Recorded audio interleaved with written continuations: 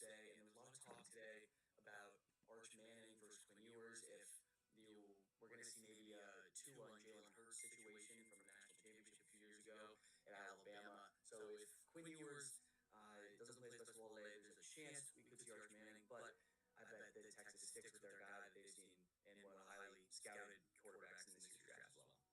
And yeah, you bring up a great point with Texas, and there's kind of like a lot of questions surrounding this Texas team in that quarterback position. I mean, we've seen Ewers struggle. He's had 3 touchdowns and 3 interceptions combined in both games that he's played against Georgia. So obviously, there's a lot of struggling there. They haven't put up 20 plus points against Georgia. Meanwhile, Clemson, they also faced Georgia, and they lost pretty bad, 34-3, big blowout. No one was really expecting that to happen, even though Georgia, they were favored heavily in that game. And obviously, kind of going back to like Clemson and stuff, they lost 17-14 in their last regular season game to a Lenora Sellers TD, who's representing South Carolina. And obviously, yeah, they had a prayer answered by Syracuse. And they beat SMU, however, as the G5 champion, or well, as one of the, or as the lowest seeded 5 conference champions. They get the 12 seed, so they're still ranked below SMU, who just lost to Penn State in the first round, 38-10. So it's going to be kind of interesting to see how everything kind of shapes out. See if Clemson takes advantage of Syracuse losing, kind of giving them that chance to make a run and possibly take an upset here.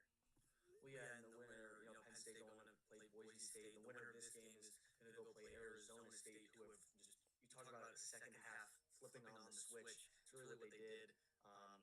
Behind Scatabo at the running back position, they've just been pounding the rock, and they've been really taking down everyone they've seen, both out west and really across the country. So this is a big game, obviously, the biggest one of the season for both of these teams. I love this new format. I really think that it's getting the love that it deserves, especially with likely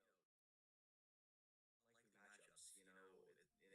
SMU, Penn State, and then Clemson versus Texas is something that you don't ever see during the regular season, and I really think that it's going to be key for Yeah, what's both up? of these teams at the rushing position. Of course, you have Maffa and Wiseman, two guys, both over 850 yards. Maffa, just a beast, a ton of touchdowns. He's got 1,160 Yep. yards and then 8 touchdowns. And they have a lot of, they make a lot of big plays, both on the ground and in the air from the arm of Klubnik. And the Texas defense is top 10 in the FBS in keeping those big plays contained underneath 20 plus yard passing plays and 10-yard rushing plays. So I think it's a strong offense with Klubnik, who doesn't get a lot of, I think, respect in the categories of, the Cam Wards and the Quinn Ewers and the Shador Sanders, but he's really been solid for Clemson all year long. And that Texas defense, I mean, it's going to test him. I know it's going to test him, but he's also got good weapons with Antonio Williams and other guys like Wesco. So I think that hitting Williams, who's got double-digit touchdowns, is going to be a main focus for Klubnik today. And for Texas, or for Clemson especially, they have 4 different receivers who have above 450 passing yards. You don't really see that with a lot of these different college teams. Usually they have that one main guy, whether it's at the running back position, the receiver position. But Clemson, they've really spread the ball around. And for Cade Klubnik especially, his legs, I think, are going to be the biggest factor in this game because he has 106 carries for 458 yards on the season. Obviously, you talk about how he's one of the more quarterbacks that aren't talked about as much. I mean, obviously you have Curtis Rourke for Indiana, who had a stellar season. Unfortunately, they lost to Notre Dame last night, 27-17, and he didn't play all that well. But another one, Cade is another one of those quarterbacks that he's playing he doesn't have that name that like you talk about that that Shador Sanders, that Arch Manning.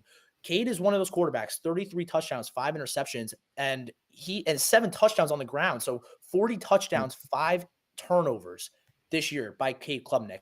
Outstanding season. And obviously Phil Maffa, one of the best running backs that we have seen this year in college football, along with Cam Scatterbo. So we are about to get ready to go for kickoff. And Owen, before it happens, you want to give us a quick prediction of the game?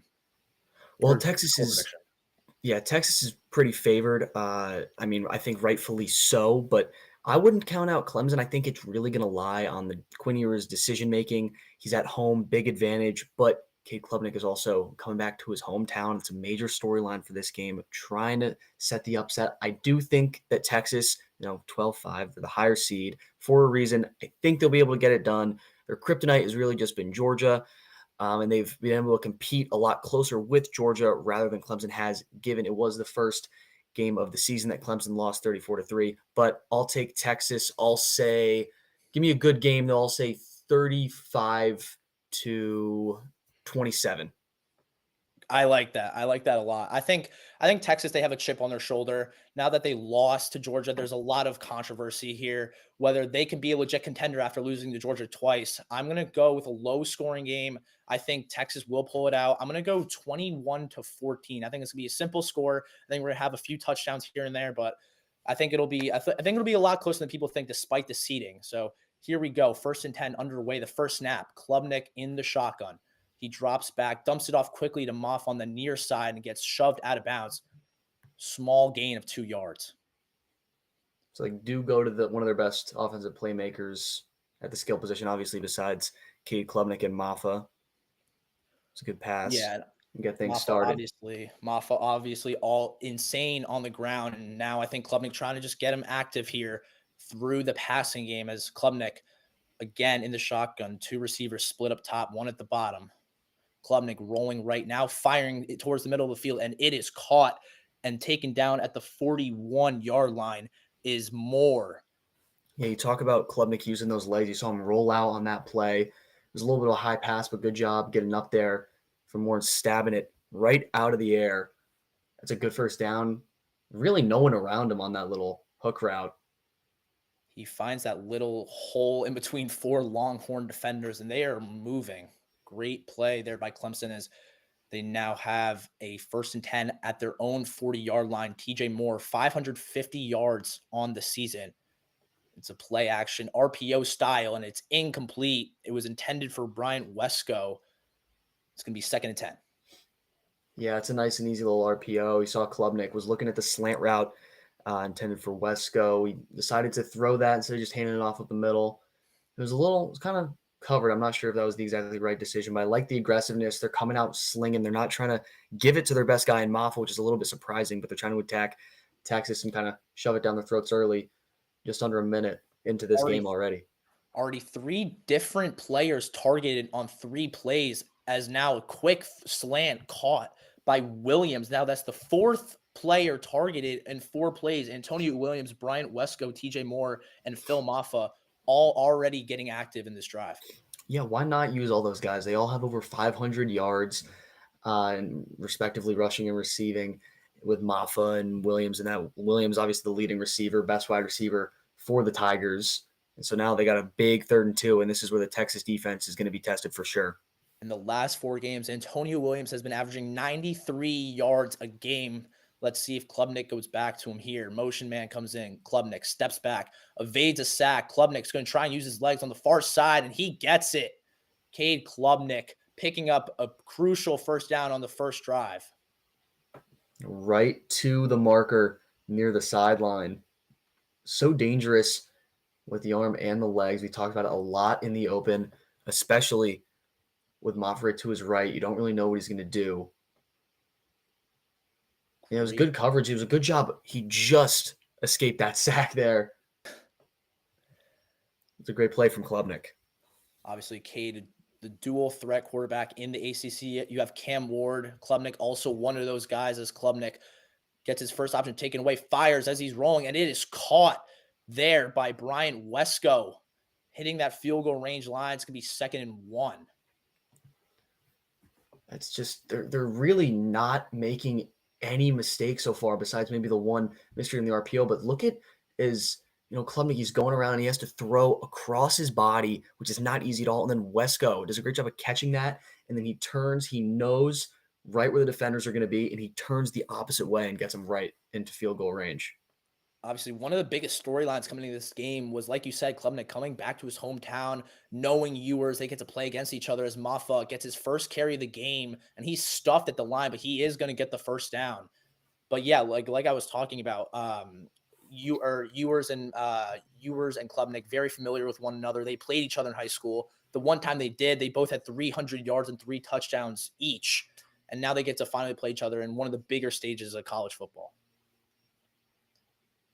There's just so much talent, obviously, on both sides, which I think is part of the reason why this this format is so good, and they see film off his stats in the last 9 games is over 100 yards. But then the last 3 games, he's only been limited to 30.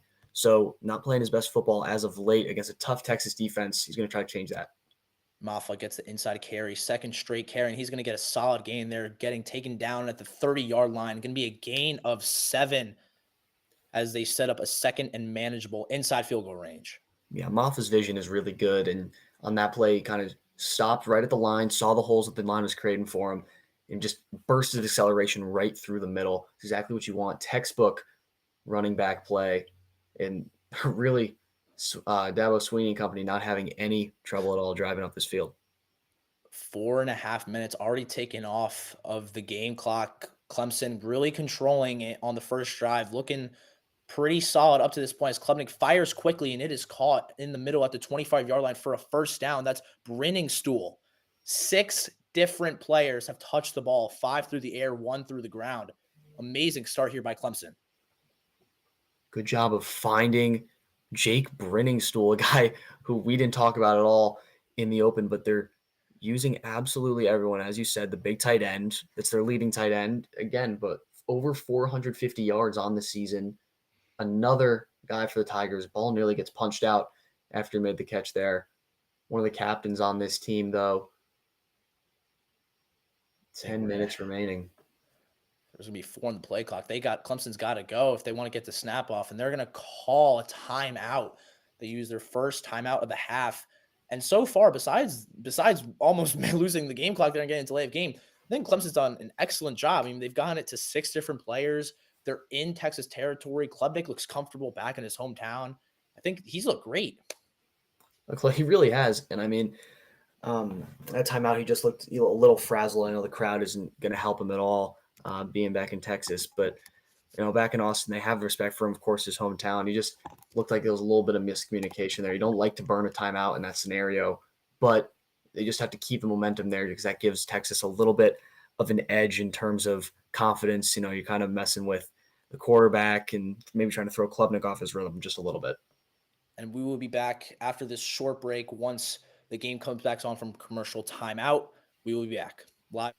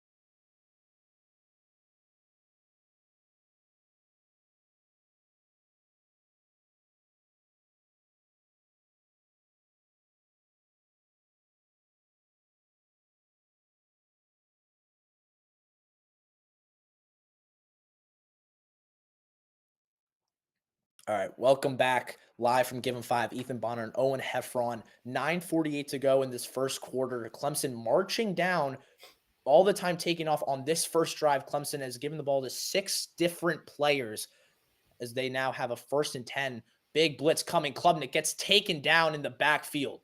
What a read by the Longhorns. That's such a great play. You see the little nickel blitz right off the edge. And like I said, going into break, that timeout, they don't want to burn, a little momentum shift, and now a big momentum shift in favor of the Longhorns. They're still in field goal range, but that's a tough play to have right after a timeout. They wanted the read option with Klubnik trying to use his legs just unprotected right off the edge. Exactly what you draw that play up to be. Jalen Gilbo, what a play there. Probably one of the only defensive stops we've seen so far from this Texas defense on this opening drive. 2nd and 11 from the 26. Klubnik takes it on the QB draw, makes a move, and gets tackled from behind at the 21-yard line in quick gain of 4. So they wanted to use his legs on the last play. They're able to successfully use them on this play. And so they're up in 3rd and manageable now. It's about a 3rd and, I believe you said 4, Ethan. Yeah, 3rd and 7, excuse me, gain of 4. Gain of 4, yeah. I think this is going to be the biggest. This is going to be the biggest thing for both teams. How well can they convert on 3rd down, especially here close to the red zone? The 12th play of the drive, almost 7 minutes taken off in this first quarter. As Klubnik steps back, rolls, fires across the middle of the drag route. That's Antonio Williams. So there's green grass in front of him, and he's into the end zone for the opening score for the Tigers as they take an early 6-0 lead. What a drive. What a drive. Indeed, you said it. I mean, hitting your number one guy, Williams, right across the field, starting out with really the only downside of that entire drive was that one sack that Klubnik took. It's Williams' 11th touchdown on the year. He's nearing 900 yards in a 6-minute and 40-second drive to start this game for the Tigers. And keeping Quinn Ewers and the rest of those Longhorn weapons off the field is so huge for them. 12 play, 7-minute drive from Clemson. Incredible start for the 12 seed, 16th ranked team in college football. But like we said, the top 5 conference champions, they get the 1, 2, 3, 4, and 12 seeds. Klubnik looked amazing. 6 for 7, 60 yards, and 1 touchdown as the extra point is good by Nolan Hauser. Now let's see if Ewers can respond. Yeah, and on the screen right now is the just a little drag route by Williams going straight across the field, breaking right off of the line. And it's a great job of, I don't know who exactly that Clemson receiver is on the street going right up the field, but pushing that defensive back backwards into the end zone and not allowing anyone else to be in front of Williams on that score. Ewers will get the ball. Ewers and the Longhorns will get the ball when we return from break. 7-0 Clemson, 8:14 to go in the first quarter, live on Give 'em 5 Media.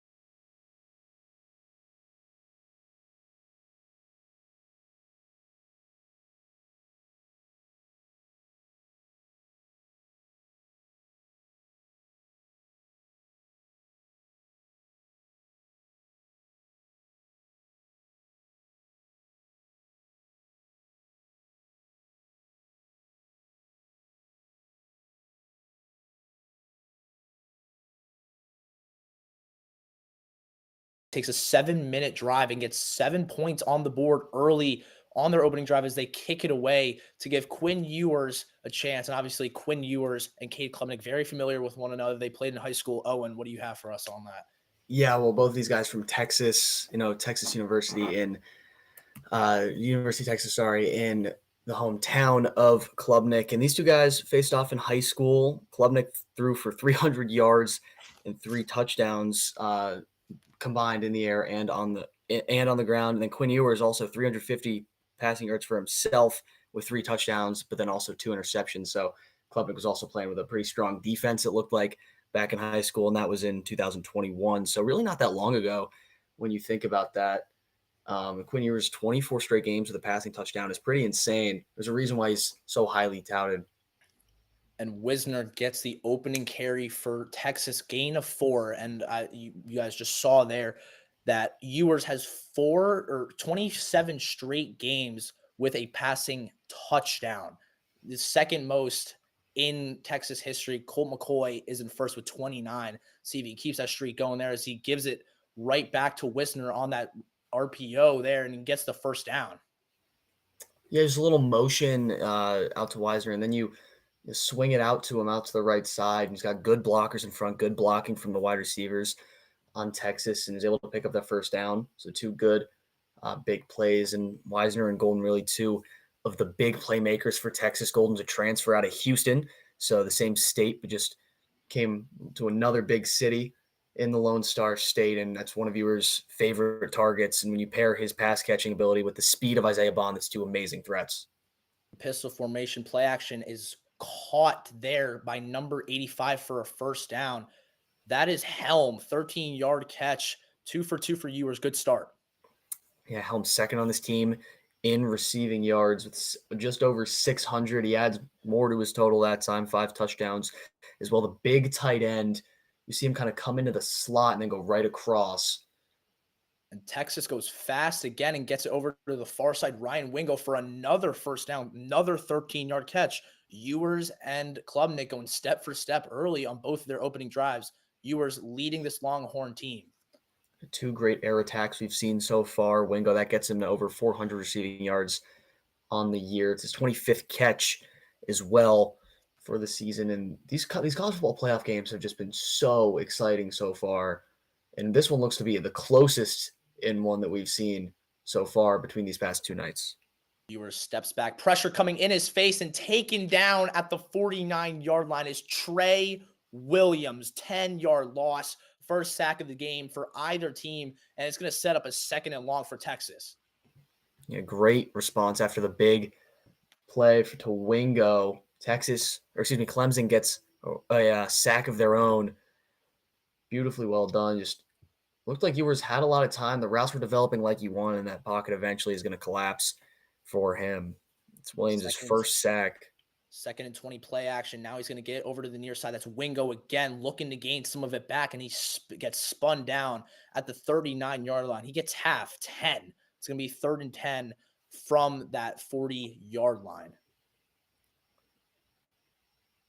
Yeah, they're creeping up onto field goal range now. On a 3rd and 10, you never know with Texas. They could keep attacking with Bond, or they've been liking the screen passes a lot. You never know if you could maybe even see a draw to Wisner. And that's exactly what they're dealing on this drive. Inside handoff to Wisner, and he's got a seam on that near side down the sideline. A 22-yard pickup and a first down. Was not expecting a run play there, but Wisner gets double of what he needed, and he's going to set up the Longhorns in the red zone. Yeah, Wisner over 860 yards on the year. You're going to see the great blocking from the guard on Texas in a 3rd and 10, really catching the Tigers off guard, and a huge run right in the red zone. They're going to go right back to Wisner up the middle. Clemson this time stuffs the box, and he's only going to be held to a gain of 2, 2nd and 8. Great play there by Texas. Yeah, it looked like the same sort of play as last time. They given it to the same exact spot, kind of shooting the same gap behind the right guard. But that time Clemson was ready. 2nd and 8 from the 14-yard line. The motion man goes from left to right. Wisner motioning out to the top of the screen. Empty backfield here for Ewers. Ewers steps back, fires quickly on that out route. He's got Helm, who spins and gets taken down just short of that first down line.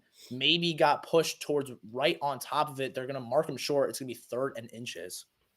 Yeah, another little stick route for Gunnar Helm there. Just the same route we saw on his first catch, just in a different part of the field.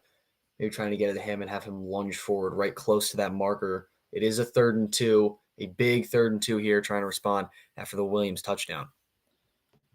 We have not called Isaiah Bond's name yet, one of the bigger names on this Texas Longhorn team. Obviously, the speedster, his teammate Xavier Worthy just got drafted by the Chiefs this year, and now he's kind of taken that role as Blue gets the inside handoff, and he's taken down short of the line to gain. Couple of Clemson defenders got in there, and they're going to be short, and Texas has a decision to make. Well, Arch Manning just got subbed in the game for that handoff, so I think they were trying to go on the read option because obviously Arch Manning a more dangerous runner than Quinn Ewers is. So maybe instead of, we talk about one or the other, why not be able to use both? Obviously, Arch Manning, son of Cooper Manning, and the nephew of, Peyton and maybe Hall of Famer Eli Manning. But 4th and 1 now, big for the Longhorns. And Texas gets the green light. They're going to go for it, and they're going to pick it up right up the middle. Jared Gibson, one of the running backs who lined up as the fullback there, just goes straight up the gut. He gets a gain of 4 in the first down. So that's all you really need is just the 1 yard, and they do give it to the fullback who hasn't got, he's their 3rd option on the ground behind Wisner and Blue, the more of the power back that they use inside the red zone. So now 1st and goal for Texas. Pistol formation here. Wisner is your back. He's going to get the inside handoff, and he is not going to be denied. He's going to get the touchdown. He's going to even it up, waiting for the extra point. Both teams, 12 plays and the same result, a touchdown. Quintravion Wisner gets in 6 minutes and 10 seconds, and we have 2 minutes to go in this first quarter. Yeah, we just talked about Gibson being that physical back, but how about Wisner being physical, just a couple yards out, but really using the legs, 3-yard touchdown run right at the line. He was getting spun backwards, but he's able to get the ball over and break the plane. A beautiful job from Quintravion Wisner. And Quinn Ewers looked really good and made some smart decisions, which I think a lot of people were worried about. Maybe it was the only reason why Texas wasn't insanely heavily favored to win this game. There's a lot of people who think that Clemson is going to be able to upset the Longhorns today. That was the freshman Sammy Brown who tried pulling him back, keeping that ball from not crossing the goal line there. But the extra point is good. We are tied up at 7 apiece 2 minutes ago. Both opening drives taking up 13 minutes of game clock. You don't really see that, especially in college football. This game is going by really fast, but both offenses really clicking here early. Yeah, taking another look is it was just Wisner kind of sidestepping and finding that crease. We talked about Maffa doing that with his vision. A great job there from the leading rusher on this Texas team. And it's going to be 7-7. Clemson's going to get the ball back for their second drive. Make sure to subscribe and hit that like button below on Give 'em 5. Ethan Bonheur, Owen Heffron will be back for the second drive for the Clemson Tigers. 2:04 to go in the first.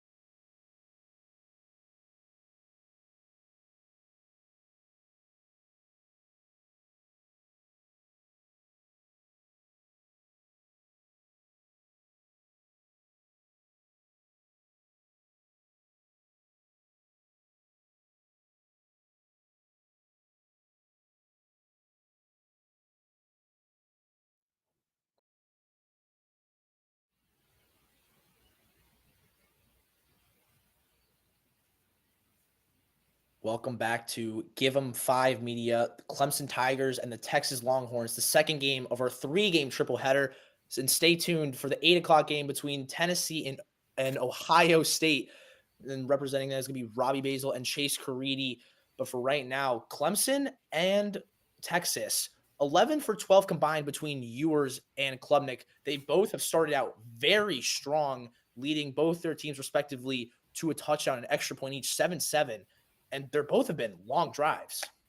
Yeah, 2 really long drives, only 2 minutes left, so an average of 6 drives, 12 plays on both. Klubnik 60 yards already through the air. Ewers 48 already. He was averaging about 10 yards per completion on that drive. And then of course the big runs from Wisner as well. But you talked about the other games happening today. Earlier was SMU and Penn State with Give 'em 5 Media. We're covering all 3 of those games today. And then there's the 2 NFL games as well with the Chiefs and the Texans and the Ravens and the Steelers just happening right now.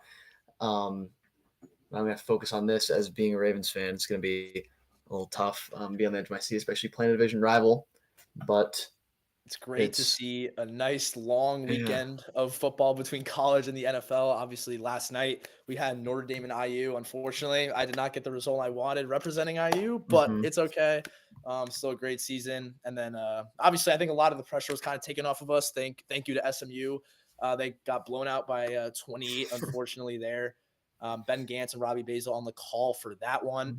And then obviously coming up after this at 8 o'clock, you have Tennessee and OSU, or what we thought coming in on paper, probably the most competitive game, especially at OSU. The fans kind of get rowdy here. But so far in this first quarter, we've had a pretty good showing. Obviously, orange all over the crowd, both teams, orange and white, their respective colors.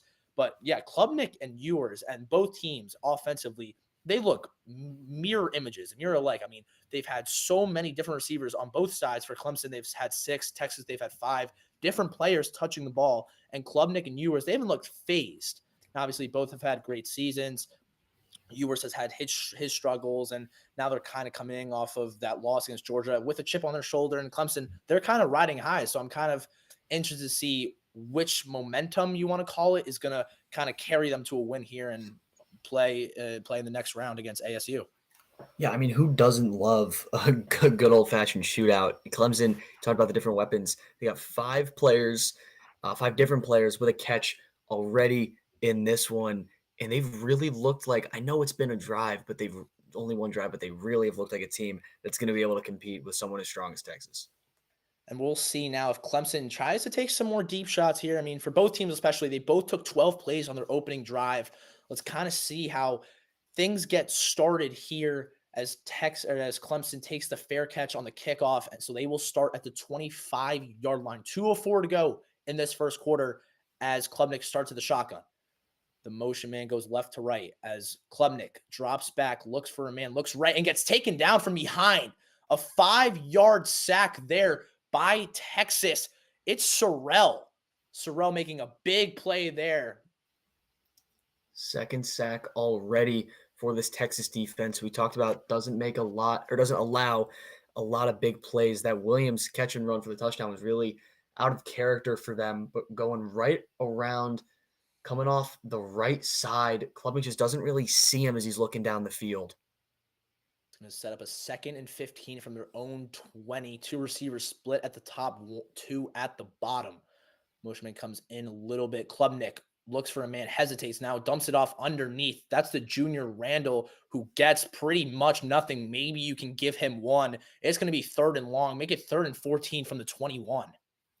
So make that 6 different players touching the football for the Tigers. This is going to be a tough 3rd down for them. This crowd is going to be loud right in Klubnik's ears. And we saw on Texas's 3rd and long, they went to the run game and they got it on a 22-yard run. Let's see if Clemson tries to match that here as 3rd and 14. Time is ticking out. This may be the last play of the first quarter, depending on if the ball stays in play. Motion man left to right from bottom to top. Klubnik steps back, gets a little dump off here. It's a screen play to Maffa, and he's got space, and he's going to be pushed out from behind. It depends where the ref marks the spot. I think he got it, but they're going to mark him just short, 4th and inches. Great job from Maffa using the speed. He just couldn't get past that last Texas defender, was able to push him right out of bounds. But yeah, he's just short. The clock is running. They don't have to run another play before the end of the quarter, but by just about half a second is the difference. And that gives the Tigers a little bit more time to decide whether they want to go for it or if they want to punt it away. Obviously, they're in their own territory at the 35-yard line. Will be very interesting to see what they do. They're not going to run a play, which means they're going to go to commercial. That means we will go to break. We will be back for this 4th-and-1 decision here by Clemson at their own 34-yard line, live on Give 'em 5. Make sure to subscribe. Ethan Bonheur, Owen, Heffron, bringing you this game live.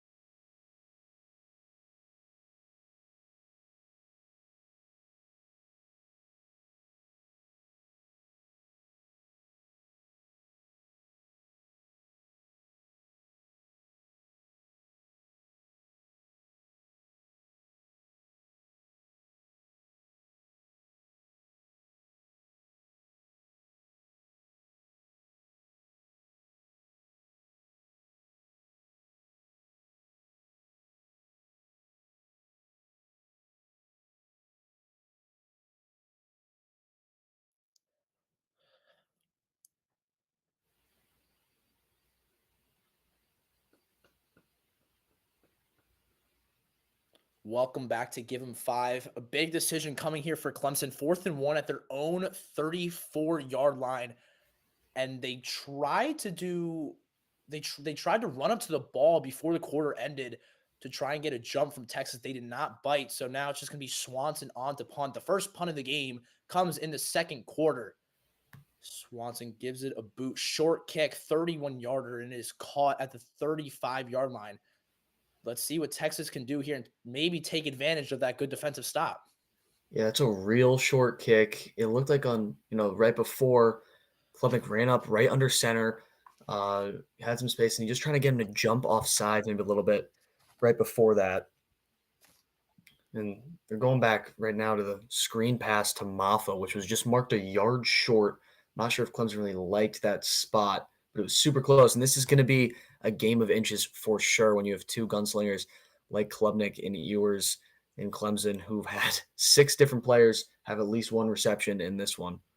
Ewers 5 for 48 yards on that opening drive as the motion man runs behind. He's going to give it inside to Wisner, who's going to do a little jump cut trying to get to the outside. He's going to be stuffed right at the line of scrimmage. Good stop there by Clemson.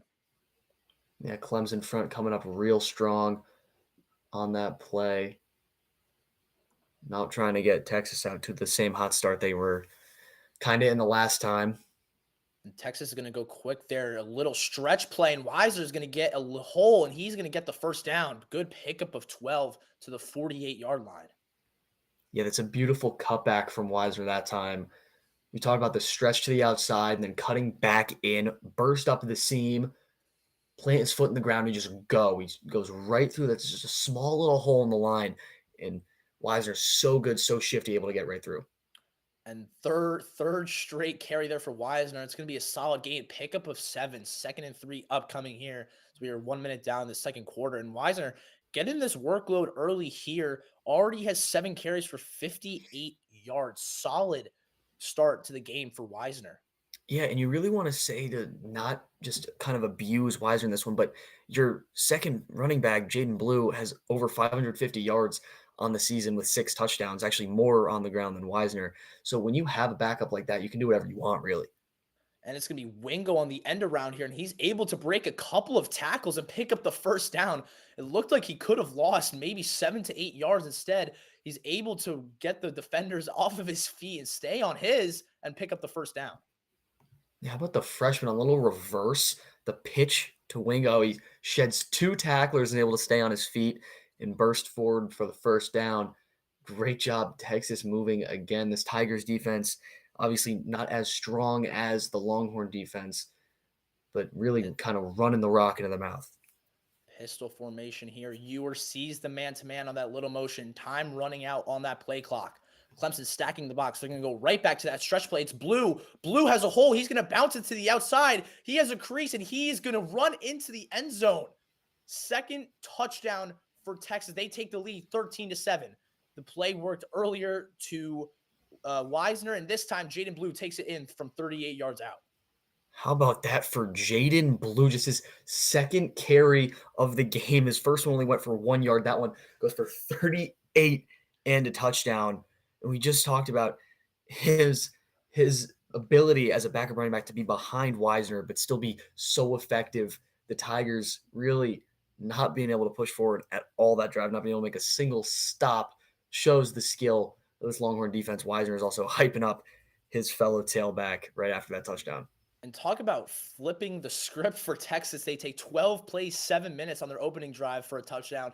This time they take 5 plays in 2 minutes on this opening drive as the extra point is good. Texas 14, Clemson 7, 12:49 left in the second quarter as Clemson looks to respond. Yeah, there's just such good blocking from the Longhorns as well. To get Blue to the outside, tiptoe along the sideline and stay in bounds. Picture perfect running from Jaden Blue. Longhorns are hyped up. And we will see how Clemson responds after we return from break. Make sure to subscribe and hit that like button for Give 'em 5 Media. Ethan Bonheur and Owen Heffron bringing you today's action, Texas and Clemson. We will be back.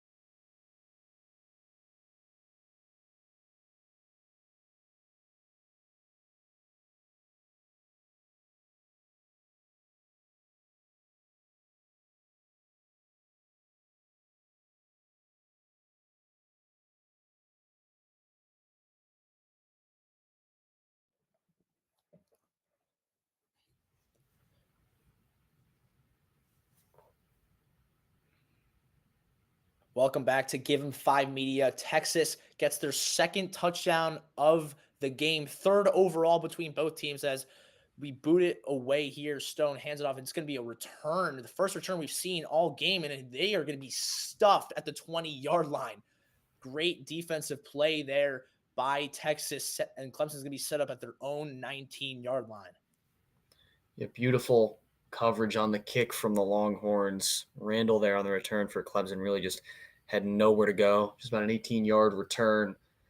It's going to be interesting if, we've seen that Texas has really taken that one route, which is on the ground. They got about 11 carries on the ground.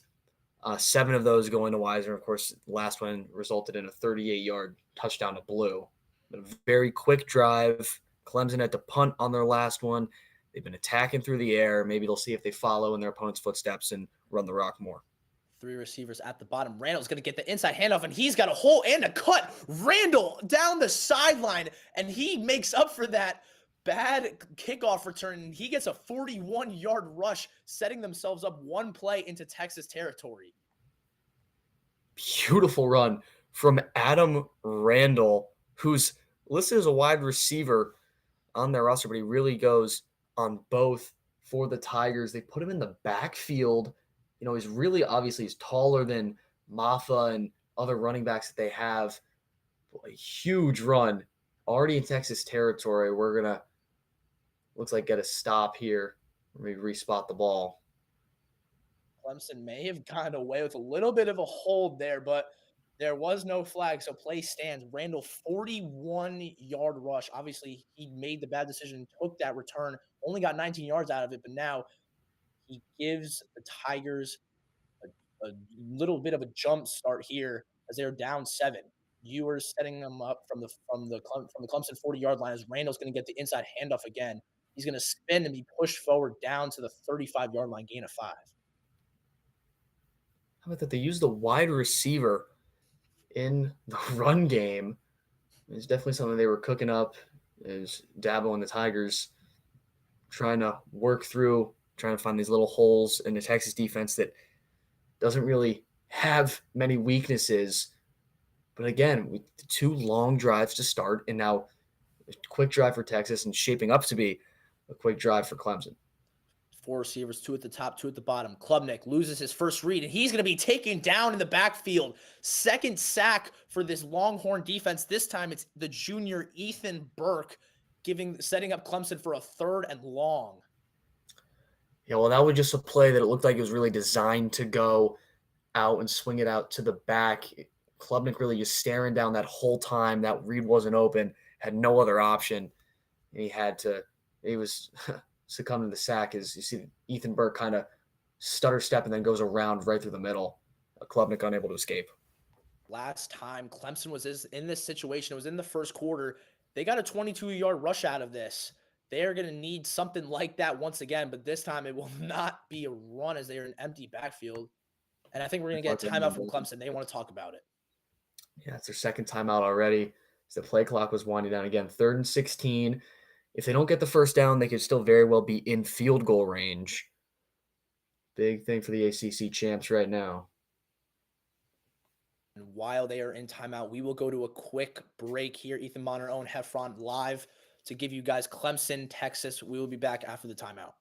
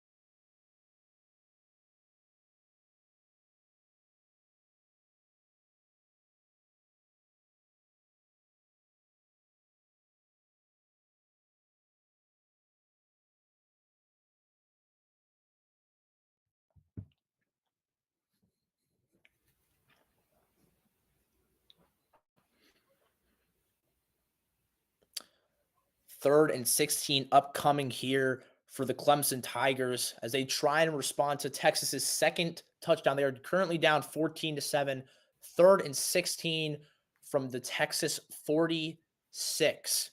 Make sure to stay tuned live on Give 'em 5 as Tennessee, Ohio State will be brought by Robbie Basil and Chase Caridi at 8 o'clock. The second game of our 3-game triple header on Give 'em 5. Obviously, we had the Notre Dame and IU game yesterday. Close, 27-17. I don't know if the score really kind of tells the whole story of the game, but it's going to be an empty set in the backfield here. Looks similar to the same play that they were about to run before the timeout was called. Let's see what Klubnik can do here as he drops back 4-man rush. Klubnik fires over the middle in between 2 defenders, and it is incomplete. The punt unit will come on for the Tigers, and Texas looks to extend this to 2 scores. Yeah, I was looking for Wesco that time. Double coverage. Barron was there for Texas. One of the best defensive studs for them, really. And they couldn't – they're going for the first down. They couldn't try to get it in a field goal range, though, as well. So now they will look like they're going to be forced to punt on this 4th and 16. Swanson already punted once. It was only a 30-yarder. Let's see if he can try and pin Texas back farther this time as Swanson boots it up into the air. It is a beauty there down to the 12-yard line. However, there is a flag. We're going to wait and see what that is and see if this punt stands. It was a much better punt than his first one. His first one, not very far at all. But, yeah, the flag is going to be something to talk about. We'll see what that is. The officials kind of talk it over right now. The officials are trying to sort things out. 5 minutes into the second quarter as we have an illegal shift there against Clemson. It's going to be accepted. It's going to help the Tigers get a little bit farther into their territory as they try to extend this to 2 possessions. Obviously, Texas and Clemson, both orange and white. You can see it vividly in the crowd. Well, I mean, well, we can, but it's hard to kind of distinct the fans in the stadium. Usually if we reference like Notre Dame, Indiana, so much more blue than you see red, even though that was the battle of Indiana, as Ewers now drops back, fires quickly towards that near side on that comeback route, and it is caught by Bolden. He's going to be whistled down, even though he stayed on his feet. It's going to be a 9-yard catch for a 2nd and 1. Yeah, it's interesting. I mean, he got stopped and I blew the whistle, but I don't know if that was really enough time to blow the play dead with the forward progress, but he did. Was a great job spinning out of there from Bolden, who's got his first catch in this one for about 9 yards. Ewers still does not have an incompletion yet, even though he's only thrown 6 passes. 6 for 6, 57 yards. 2 men in the backfield. Good cut by Jaden Blue, who had that touchdown run earlier. He's going to pick up the first down, gain of 3. Yeah, beautiful cut indeed. The dual threat of both Wisner and Blue is so important. And Maffa is probably, on paper for Clemson, the best running back between both of these teams with over 1,100 yards on the ground. But then when you take a look at the dual threat with Wisner and Blue, that's just, to me, it's so valuable for the Longhorns when you pair that with Ewers' arm. Ewers has time now, floats it deep in the middle. He's got a man wide open. It is Golden. He's going to haul it in for a first down. 43-yard catch, and Ewers put it on the money. That is an insane throw, an insane catch to Golden. The transfer, and he got hit by the safety as well. If that second safety isn't there, he's going all the way. And a great job holding on to the ball as well, as he did get hit hard and crunched into the turf. That was the sophomore Avion Terrell who came flying in. Golden, 781 yards this season, as it's going to be a handoff to Wisner. He's going to get a solid gain, pickup of 6, 64 yards total for him on the day, and Texas is looking very comfortable now. This Tigers defense is not giving them a lot of trouble at all. They're driving down with ease. The clock really ticking down. Just over 8 minutes remaining in the second quarter now. Pistol formation, trips towards the top of the screen. Motion man goes from right to left. It's going to be one of those stretch plays again. This time it is given to Wisner, and he's going to get another 6-yard gain, and which means it'll be another first down for the Longhorns. Yeah, Ewers breaking 100 yards with that completion to Golden through the air, and then you and then you pair that with the fact that the rushing already has over 100 yards on the ground. The Tigers have to find a stop, most likely in this rushing game, to make Ewers, to force him to throw, even though he's been great so far in this game. But Weiser and Blue are causing too much trouble right now against Clemson. 9 carries, 64 yards as Weiner has an easy lane to the end zone. Why not give it to him? Third time's the charm. Quintravion Wisner, 16-yard touchdown run, and he extends the Texas lead 20-7, awaiting the extra point. His second touchdown already. That one good for 16 yards in Texas on the ground. If it ain't broke, don't fix it. One of my favorite sayings, especially in football, when you can just keep running the same thing over and over again. The defense not able to stop it. And you would think that a team as skilled as Clemson would be able to adjust, and they just haven't looked like they've been able to at all so far, especially on that drive. All 3 touchdowns for Texas come from the running backs, 2 from Wisner, 1 from Blue. As we take a look at this one more time, just great blocking all around. I mean, like Owen, you've talked about it. Texas, their blocking has been excellent up to this point, and Weiser has just had a free lane to go the distance. Yeah, the center pulled that time and said a key block was really the last chance to tackle Wisner before his trip in for 6. And another beautiful cut to go right behind that center as he pulled out. So it was an amazing job from the Longhorns, and Clemson's going to have to look to respond after the kickoff. 21-7, Texas up 14. Clemson looks to respond with 7:26 left in the first half. Ethan Bonheur, Owen Heffron. Make sure to subscribe to Give 'em 5 Media. We will be back after this quick break.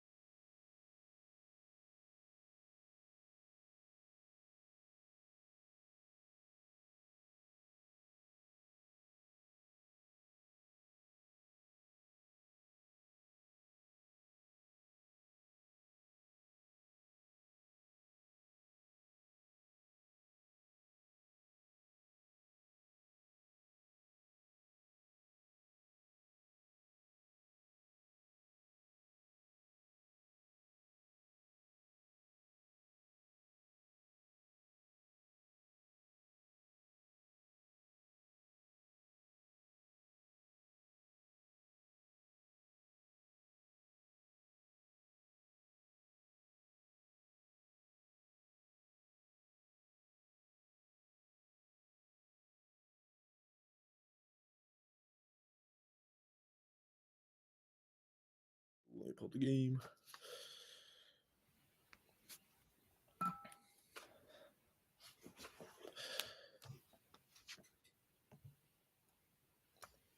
(21-7), Texas gets another running score as a little short kick here, and they're going to run it out, and it's going to be taken at the 20-yard line there. Randall gets only 15 yards there as it was kicked to the 10-yard line, but they're going to be set up at the 20.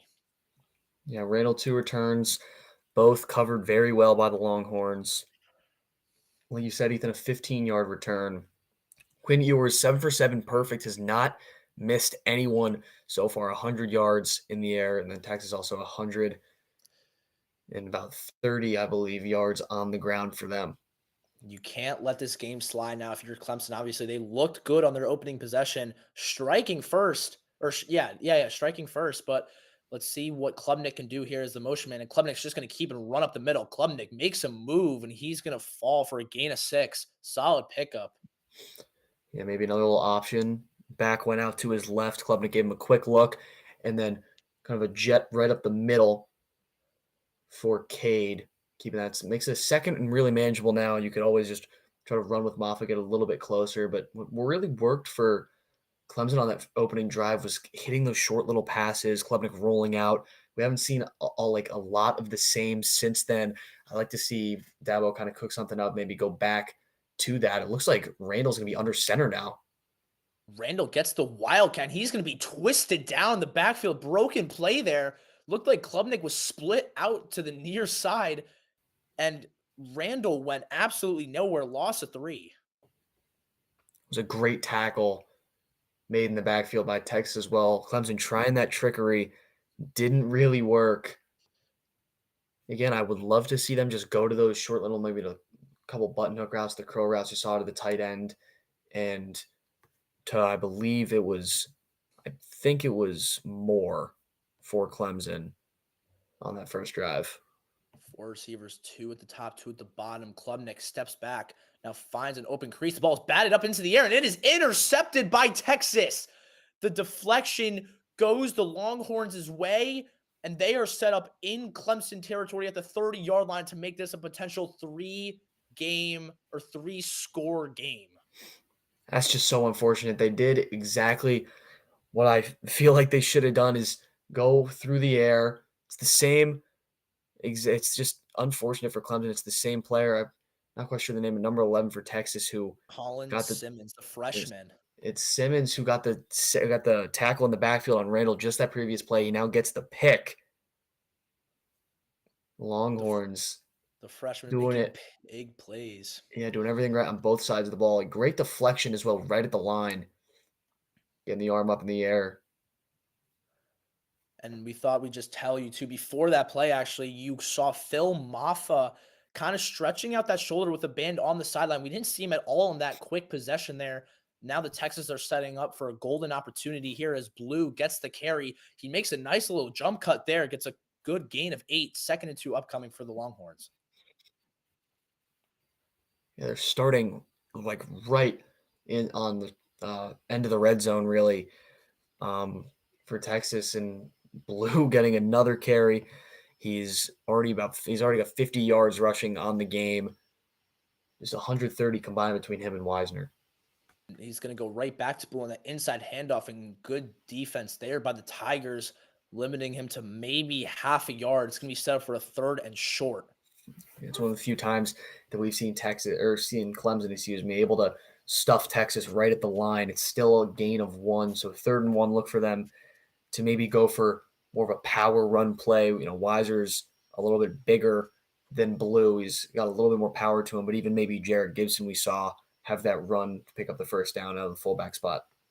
Motion man in. Looks like they're kind of going goal line formation. You called it, Owen. It's going to go to Jared Gibson, and he's going to be stuffed this time. The Tigers read it perfectly, and Texas has a big decision to make here as they get set up for a 4th and 2. Yeah, I don't mind that call at all. Going to Gibson again, it worked the first time. A lot of times when I'm playing college football, I like to run it with a fullback in those scenarios. But 4th and 1, yeah, like you said, big play. It's going to be interesting. Take the field goal to go up by 3 scores, or it looks like they're going to stay on the field right now. Same formation here. This time it's going to be a pitch out to Blue, and he is going to be denied. The Tigers get a much-needed stand there, and they're going to get the ball right back thanks to that defense. It's Sammy Brown, the freshman. Both freshmen for Texas and Clemson making ginormous plays. First, the interception by the Tigers or by the Longhorns, and now it's the TFL by the Tigers. Yeah, it really looked like Blue kind of had that at first glance, and then right as he's approaching the first down marker, Sammy Brown comes right across after Blue breaks a couple tackles and just drops his knees right to the ground, bringing Blue down with him. A great stop, and now Clemson needs to ride this momentum on the offensive side of the ball. After the interception, they get the stop. Klubnik's got to shake that off. Dabo Sweeney's got to tell him, just lock in and do it exactly what he did on the first drive. He was hitting everyone he needed to on the first drive through the air. Motion man TJ Moore's going to get the ball, and he's going to be rocked after only a 2-yard gain. Great play there by that Longhorns defense. Another little short screen pass, gain of 2 for the Tigers, like you said. Going across in motion was Moore, who's got himself just his second catch on the game. No one on either side of the ball has more than 2 catches for both Clemson and Texas. Klubnik rolls out to his right, and it's going to be near the sideline. Is it caught? All you need is 1 foot. Referees are going to discuss. Still no signal yet as we get a look at the replay. Did that left foot come up before he had possession? That's going to be the question. It was Antonio Williams making the grab. I think it's really close. I think it's ruled incomplete. They're going to review it either way, but I think depending on what happens here, it's going to be interesting. Does Clemson want to try and make this the last possession of the half so that Texas doesn't have a shot to kind of go back down and take it up to potentially 3 scores maybe, as I think the referee's coming out to signal that they are going to review it. Yes, 3:33 left in the half as the Antonio Williams potential catch is going to be reviewed. Well, the thing is that talked about like Klubnik's legs, and what he did a lot of on the first drive of the game that resulted in the touchdown was he rolled out on about a couple plays consecutively, and he did the same thing there. He had the open man. It was just maybe missed his spot by just a couple inches, which might lead to this being incomplete. Not sure if he got the foot down, but as he was falling to the ground out of bounds, the ball also hit the sideline as well. It hit the turf out of bounds, so I'm not sure if they're going to say that even if the foot was down, did he have possession is also going to be the question. You see the turf come up, so I'm not sure. Right there, though, does he lose possession right there when the ball hits the ground? That's a thing. I think that's what's being questioned right now. I think the toe is definitely down, but does that ball hit the ground when he's trying to come down with possession? Right. Yeah, this is a big deciding factor right now. It's going to be ruled incomplete. The play stands as called. And now Clemson, they're going to be set up with a 3rd and 7 from their own 21. Big spot for the Tigers. They don't want to try and give Texas the ball back to kind of just use as their last possession and possibly extend it to 3 scores. This is big. Here we go. 3rd down. Clemson 2 for 5 on the day on 3rd down. They're averaging 9 yards to go on these 3rd downs. This time it's 7. 3 receivers at the bottom, 1 at the top. Klubnik looks right initially, and the ball gets batted down. He had a man on that crosser, but it goes straight to the ground. Great defense there by that Longhorns front 7, and the Clemson punting unit is going to come out. It's the second time that ball got batted down the line. I think that little crosser was intended for Wesco, the freshman. I think number 12. Bryant Wesco. Yep. Wesco going for the freshman again to look to turn on the burners. Just batted down at the line again. Klubnik kind of maybe throwing these passes a little too low. He's not the super big physical guy, Klubnik. So he's kind of throwing right over the heads of the offensive linemen. And I think that punt was muffed. I think the fair catch was called, but he couldn't get it down cleanly. Let's see where the refs point. I think Texas is going to hold on to it, luckily, as that could have been a big play there for the Tigers as we take another look at this. Well, that was an interesting punt because the Clemson punter held on to the ball for a really long time to let those gunners get down the field. And their own man, their own Texas kind of blocker for the punt hit into the receiver as Bolden was trying to haul that one in. Luckily for Texas, they get the ball back, and they're in a great spot. 21-7, they're up 14. they could use this possession as the last one of the half to kind of settle down and just take it up 3 scores. You were still no incompletions there as he gets a little screenplay, and that is blown up completely by the Tigers. Loss of 6. Weisner goes absolutely nowhere. The Tigers sniffed it out completely. And that's something you have to build off of right now. If you're Clemson, it's the first time they've really blown up a run play. As we got some injured Longhorns down. 2 Longhorns are down. 2nd and 16 being set up here for Clemson. But while we're still here, like, what have your thoughts been about this game so far? I mean, you predicted a high-scoring game. I predicted a low-scoring game. I think mine's kind of already off the table with still 3 minutes to go in the second quarter. But so far, it's been a shootout. 4 straight touchdowns. I believe I said 35-27. It's 21-7 Texas right now. Weisner's slow to get up after that. There's another lineman down for the Longhorns. Weisner's able to get up, which is a good sight to see. But, yeah, I really think that Texas's offense, I think especially after that loss to Georgia in a game that was only 22-19. Obviously, Ewers didn't play his best football, although throwing for 368 yards is kind of crazy to say that, which is actually his highest on the year. But Texas on the ground, I think, has really been the big thing in this game. Weisner only had 51 rushing yards in that game against Georgia, already has 80, and then Jaden Blue has 49, and 51 led the team in that game. So I think the big thing in this game is going to be Weisner and Blue, although Weisner looks hurt, so look for Blue to get some more touches so far in this one. But on the other side for Clemson, it's really just going to be so far. I think the problem with them is I think that Klubnik has to use his legs more. I think he's got to roll out and have the plays develop rather than just, the few screen passes or the swings out to Maffa just haven't looked very good. Maffa's been having trouble getting through the trenches really, and Texas really dominating the trenches on both sides of the ball. Their blocking has been insane for the run game. And then on the defensive side, they've been batting down passes.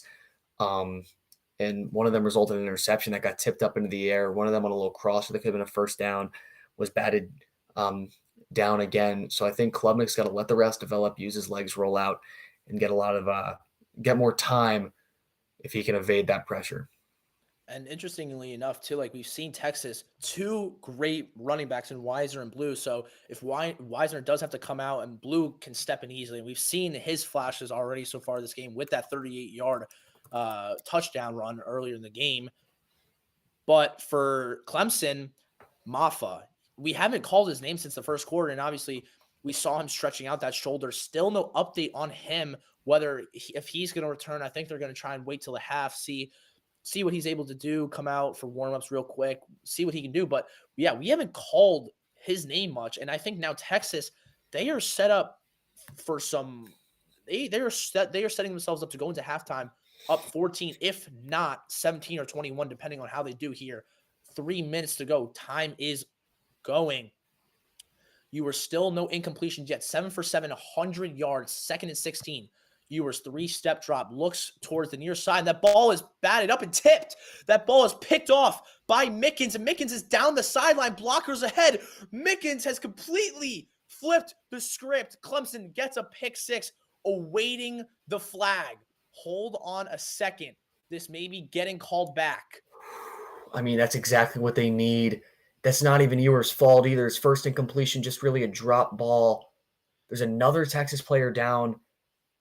What is this penalty going to be, though? It's going to tell the whole story, Ethan. This could very well change. I think we have a 15-yard personal foul, and it's going against Clemson. Wow. That is brutal. However, Clemson still has the ball. I think the flag came in after the interception happened. They might get the Tigers here for a blindside block. Yep, right there. Yep. It squirts right out of the hands. See on the return, yeah, big hit from one of the linemen of Clemson on the other side. What a play for Clemson that just gets absolutely taken away. Fortunately for them, it's not worst case scenario. They still have the ball in Yeah, their own territory. that was And it's DeAndre Moore, the freak intended show. receiver. That was his first, would have been his first catch on the day. Just unable to haul it in, which is rare for Moore. I mean, this is one of the the stronger guys on this team. He's got 380 yards and 6 touchdowns as well, which is second on the team. So a Wow. rare sight. That and we were just talking about how Texas can go down, take this to 3 scores. Clemson may cut this to within 1 possession now after that big drop. And Ewers put that on the money. And that he could have easily stayed perfect 8 for 8. Instead, he racks up an interception on that stat sheet, and Clemson has all the momentum going their way now. And the worst part about that penalty is that block wasn't even really necessary. I think if, maybe without the block, Mickens could get tackled, but even just a little shove is all that Clemson really needed for, and of course the lineman who got his injured now he's able to walk off the field, but that wasn't really needed. Just a little shove and Mickens was gone, and it's still a pick six. It was Jake Majors who got hit pretty hard and is now able to get up for Texas. But without that interception, or without the penalty, that's a pick six and is a completely different momentum shifter. They still are going to have the ball. The interception does stand, but they're going to have a lot of distance to go, 45 or 55 yards. Let's see what they do here. A little RPO, and it's going to be given to the slant man. It's going to be Antonio Williams who's going to get 18 yards and a first down for Clemson, firing straight away, and they are off and running early. Great job there from Williams. Number 0 going right down the seam, is using the speed to get past the secondary of Texas. Klubnik's going to keep it and go right up the middle for a 5-yard gain. He had the screen option to the left, instead takes himself, gain of 5, 2 minutes to go. Are they going to run another play before the warning? No, they are not. 2-minute warning. Texas 21, Clemson 7. We will be back shortly from this break as the Clemson Tigers try and cut it down to within 1 score before halftime. Ethan Bonheur, Owen Heffron, make sure to subscribe to Give 'em 5 Media and like this, as this is the second game of our 3-game triple header. Tennessee, Ohio State coming up. We will be back.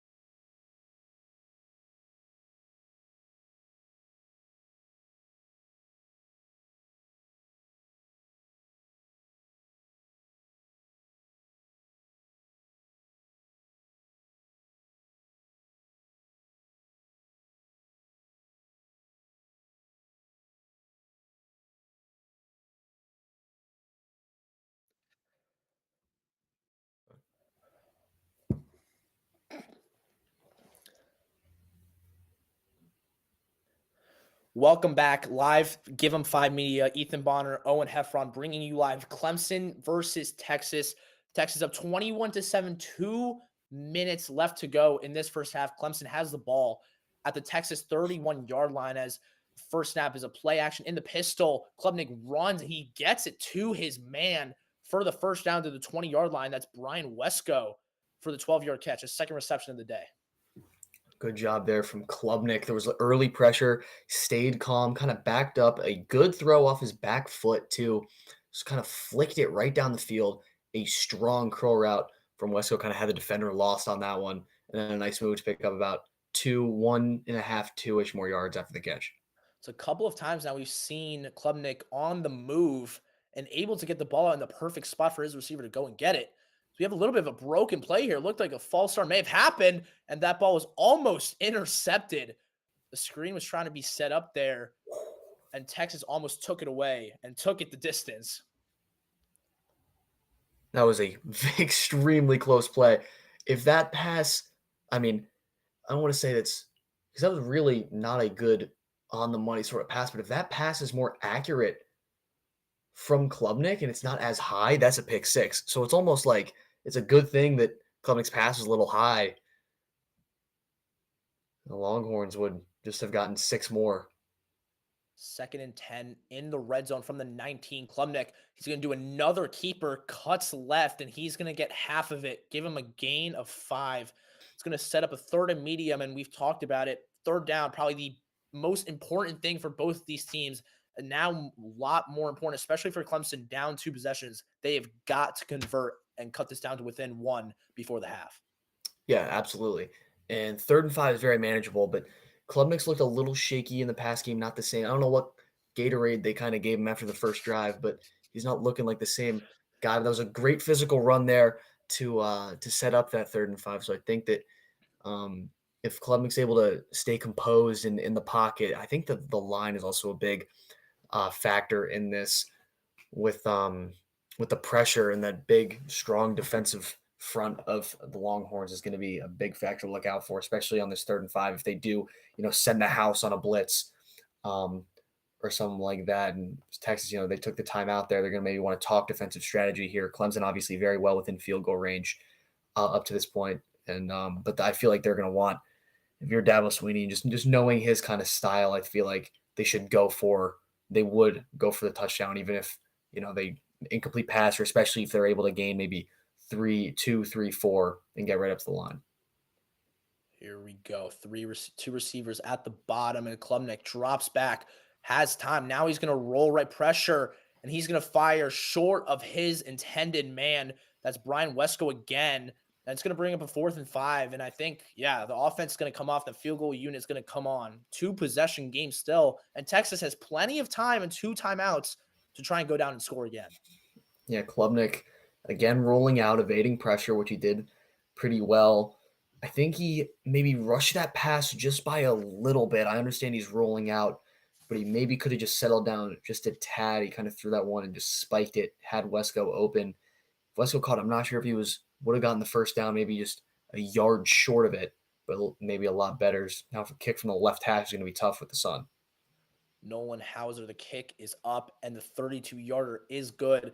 Obviously, Hauser, the savior for Clemson, as he had that 56-yard game winner against SMU in the ACC championship, as they cut the lead down to 11 and keeps it 2 possessions. And also keep in mind, Texas receives the kickoff in the second half, so they can do a lot of damage here. 1:33 to go. They still have 2 timeouts. It's going to be kind of interesting to see the way they go about this. Yeah, and Texas really, besides the one drop that resulted in the interception, I think it's important to completely forget about that. Have a short memory, and just other than that, like, Ewers has done nothing wrong. That being his only incompletion just kind of shows how strong he's been this entire game, really. And he's got to stick. Losing Wisner, I'm not sure what his status is after getting injured, but I think it's going to be big to use Blue if he's the only one that's completely fully healthy. Being able to score here with 2 timeouts is where that kickoff goes out of bounds. That's going to be big there for Texas offensively, as they are going to be set up nicely with good field position as that kickoff sets them up at their own 35-yard line now. And I think Wisner, he looks to be sitting on the sideline without a helmet. It looks like he's going to be done for at least the half, if not probably the game, with the way he's sitting on the sideline. But interestingly enough, both starting running backs for both teams have not touched the field in their past 2 drives each. Obviously, Maffa, no update on him just yet, but we haven't seen him touch the field as Ewers takes the snap, fires towards that near sideline, and it is incomplete, almost intercepted there by the Tigers once again. So his first real incompletion, it looks like. That ball just goes right through the hands of the Clemson defender. That's Avion Terrell, the sophomore. Looks like not as much accurate throw.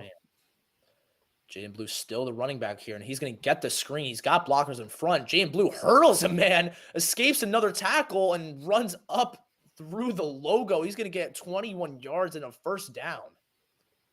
Look at that, making something out of nothing on just a little dump-off pass, and with hundreds, or I don't want to say hundreds, but with plenty of men in front of him on the Clemson defense, he's able to evade through, hurdles, shoves a guy down while in midair. Texas moving fast now.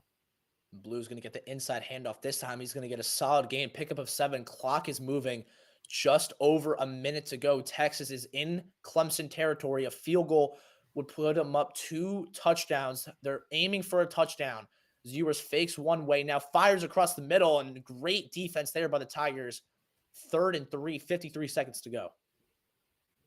Yeah, that was good coverage really all around. Forced to throw right down the middle of the field to the tight end.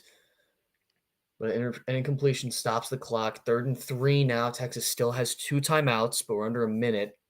It's going to be interesting here. It was another little kind of curl route across the middle for Ewers. Here we go. Ewers sits in the pocket, now steps up, takes off, and Ewers gets a solid hole and a big first down. Clock is running. The 11-yard gain gets him more than enough as the Longhorns pick up another first down. Yeah, how about Quinn Ewers? Doesn't have that many rushing yards on the season. Arch Manning, of course, more of a threat to do it with his legs. Good job well done from number 3. The quick pass on that far side is caught there by Moore. Clock is ticking, 7-yard gain. It's going to be 2nd and 3. The Longhorns are moving, and they've entered the red zone. Going to take their timeout with 33 seconds remaining in this half. It's going to be big here to try to add six more before they and then receive the second half kickoff as well. See, and just look again at that Ewers rush, and like you said, you don't really see Ewers run all that much, but that was a big play there for Texas to keep the drive alive. And Clemson, they could have gotten the ball back. I mean, even though they only have 1 timeout at that point, there was still 50 seconds left, so they could have easily drawn something up and get themselves down the field to maybe make it a 1-score game here. But for Texas, pretty evenly split offense, 270 total first half yards, 148 through the ground, 122 through the air, as now they are set up inside the red zone at the Clemson 19-yard line. It's a perfectly balanced offense all game. Ewers sits in the pocket, fires towards the back of the end zone. It is caught for the touchdown. That is Helm. Texas 27, Clemson 10, 3-possession game. Yeah, so Helm really been a focal point on those 2nd and 5s, those 3rd and 5s, kind of just the turnarounds, and pick up, immediate gain, try to fight for the first down. But how about that? I think they set him up in the slot on that play. He just goes straight down the field. No one really within 7-ish yards of the big fella. Ewers puts it right on the money. His first passing touchdown in this one. Texas doing it on the ground and through the air. Clemson just does not have an answer. What a drive there by Texas, only taking a minute and 6 seconds. And I would have thought that coming off of that interception in their own territory, that Clemson would have cut this down to one, maybe two possessions. Texas has now extended it to three after that Clemson field goal. They respond with 4 more points on top of that field goal and get themselves in that end zone. So they put Helm out wide on that. And it's a nice double move that the safety just kind of before the move kind of collapsed in instead of following Helm towards the end zone. It was a good high pointed pass by Ewers as well. Make sure no defender, even though there was really no one close, could get up and try to swat that one down. And we talked about it before the game even started, like things to look out for. And that was the Texas quarterback situation. Obviously, we talked about Arch Manning and his running ability, but so far the running backs have just completely taken it over. I mean, between both Wisner and Blue, and obviously Wisner's hurt, but even Blue, he stepped up tremendously, and Ewers had that big scramble, but Ewers has looked very comfortable. And even coming off of that SEC championship game where he didn't perform his best whatsoever, he's coming into this first round of the CFP looking phenomenal. Well, there was a lot of negative talk, which we talked about in the open about if Quinn Ewers plays bad, is there a chance that they go in with Arch Manning? And I think Quinn Ewers heard a lot about that, and he kind of told himself he's like, this is the biggest game probably of my career, and just in terms of negative talk outside, he had a lot to prove, and he's been proving it so far. He's only got 3 incompletions. One of them wasn't even really his fault, right? Hit his man right in the chest.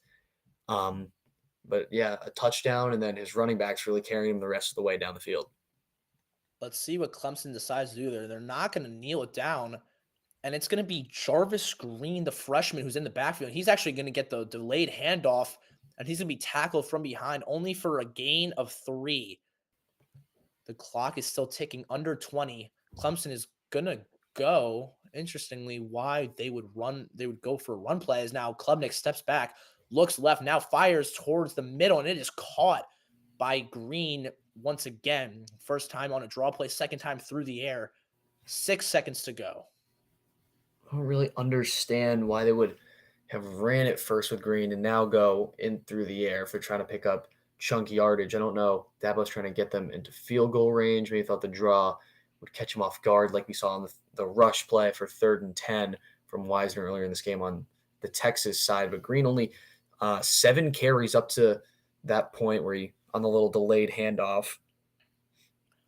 Well, it kind of The freshman, like you said. looks like now Jarvis Green without Phil Maffa, he's going to kind of take over that starting role. So, yeah, like you said, I don't agree with that call of doing that draw play, but they just took a timeout, so I think they are still going to try and air it out maybe. And obviously the winner of this game, Clemson, Texas, they go on to play neutral sited Arizona State on New Year's Day. So obviously both teams would be a great matchup for ASU. It's going to be interesting to see whether it's going to be the 16th ranked but 12 seeded Clemson team or that 5th seeded Texas team, as Jarvis Green gets the inside handoff again. He's only going to get a gain of 4, and that will bring us to halftime.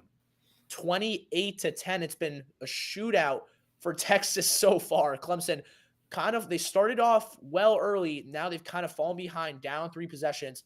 Texas will receive the second half kickoff. Owen, Heffron, Ethan Bonheur, we will join you back in a few minutes for a quick halftime show.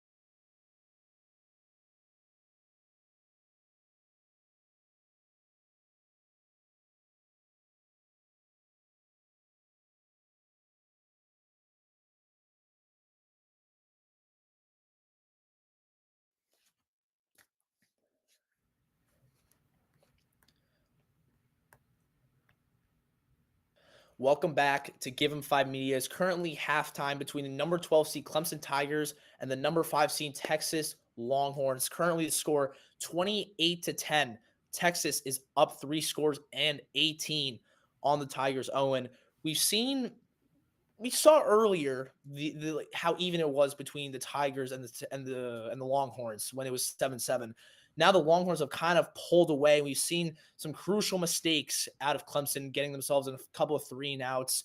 After that touchdown drive, they had 3 drives, 44 yards, 2 punts and a pick. And now Texas has kind of taken advantage of that. What have you seen so far from this game? Well, I think, like you said, the first 2 drives, we were sitting there and we're like, this might be a shootout. This is going to be a real good game.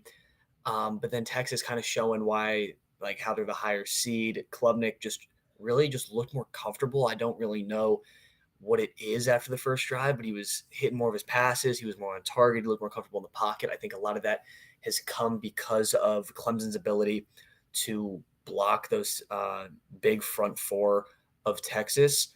Um, and then on the other side, Quinn Ewers has just looked lights out. I mean, when you pair the fact that he's only got 3 incompletions for 141 yards and a touchdown with the fact that his running backs have just been finding every gap. His offensive line has been protecting him and then creating space for his backs. Weiser's got 2 touchdowns. Blue has 1 for 38 yards. And then just the only really mistake was the one drop from DeAndre Moore that was up into the air and then picked off by Mickens. And that really, the Texas defense only allowed 3 points off of that. So I think another big thing is just the Texas defense crushing that momentum. They don't allow big plays. I said it in the open.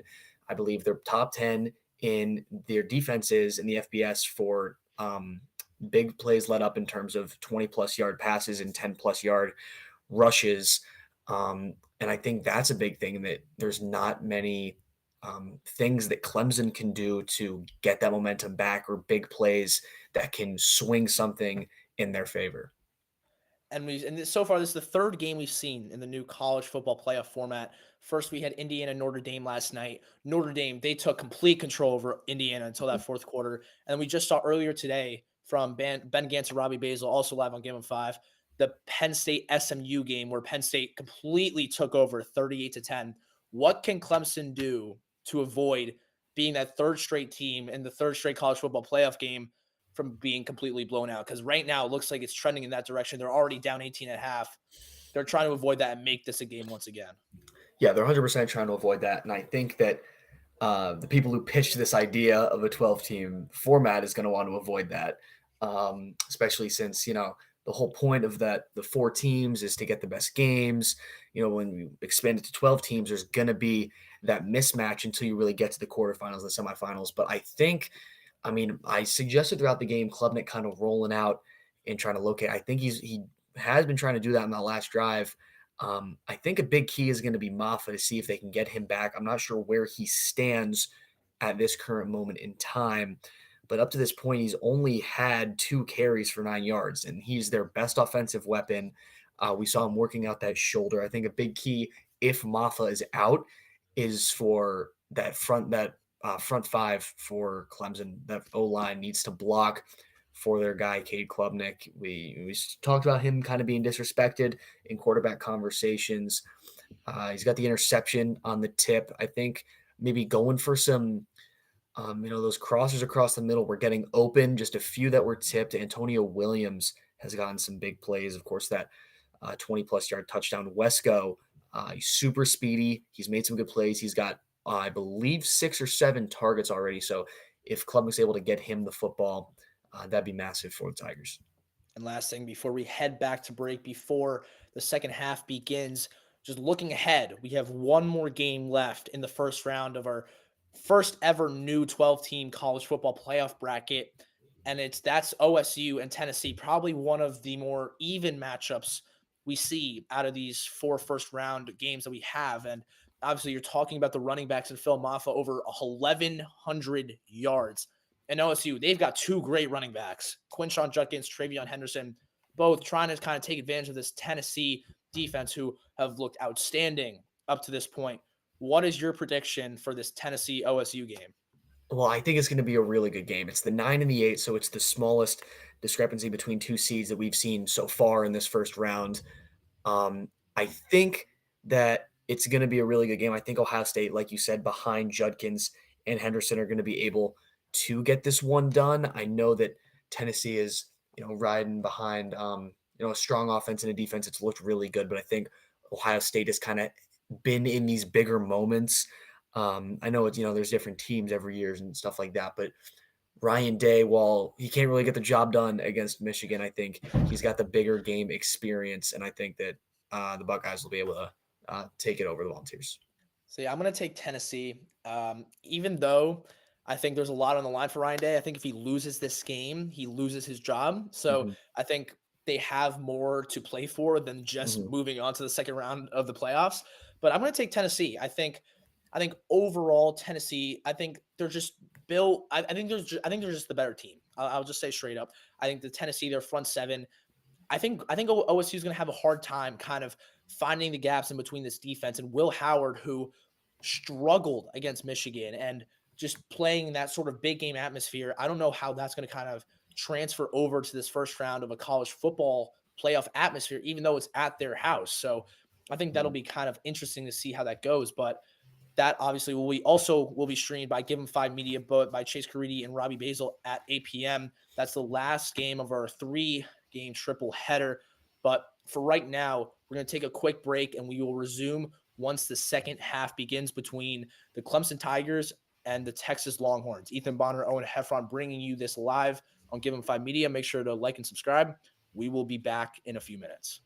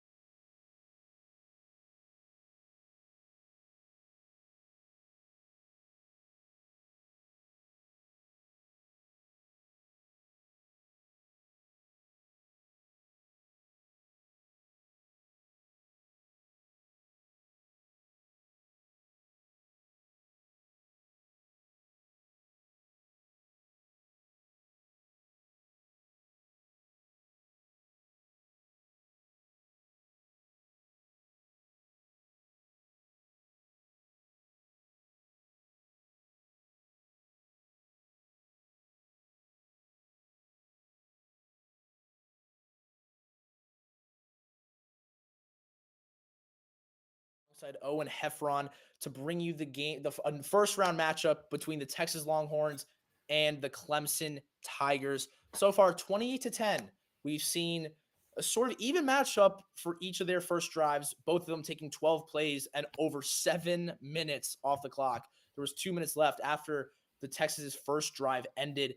Now we are here at halftime with the Longhorns up 18 after some crucial mistakes by the Tigers. And obviously the Tigers, they had some opportunities. They got a pick six that was called back for an illegal blindside block, but they had the ball. They got a field goal out of it, but Texas stormed right back down the field and got a touchdown. Well, yeah, and you talked about those two first long drives to start the game, Ethan. 7-7 was the score at the end of the first quarter. And then in the second quarter, Texas puts up 21, whereas Clemson puts up 3.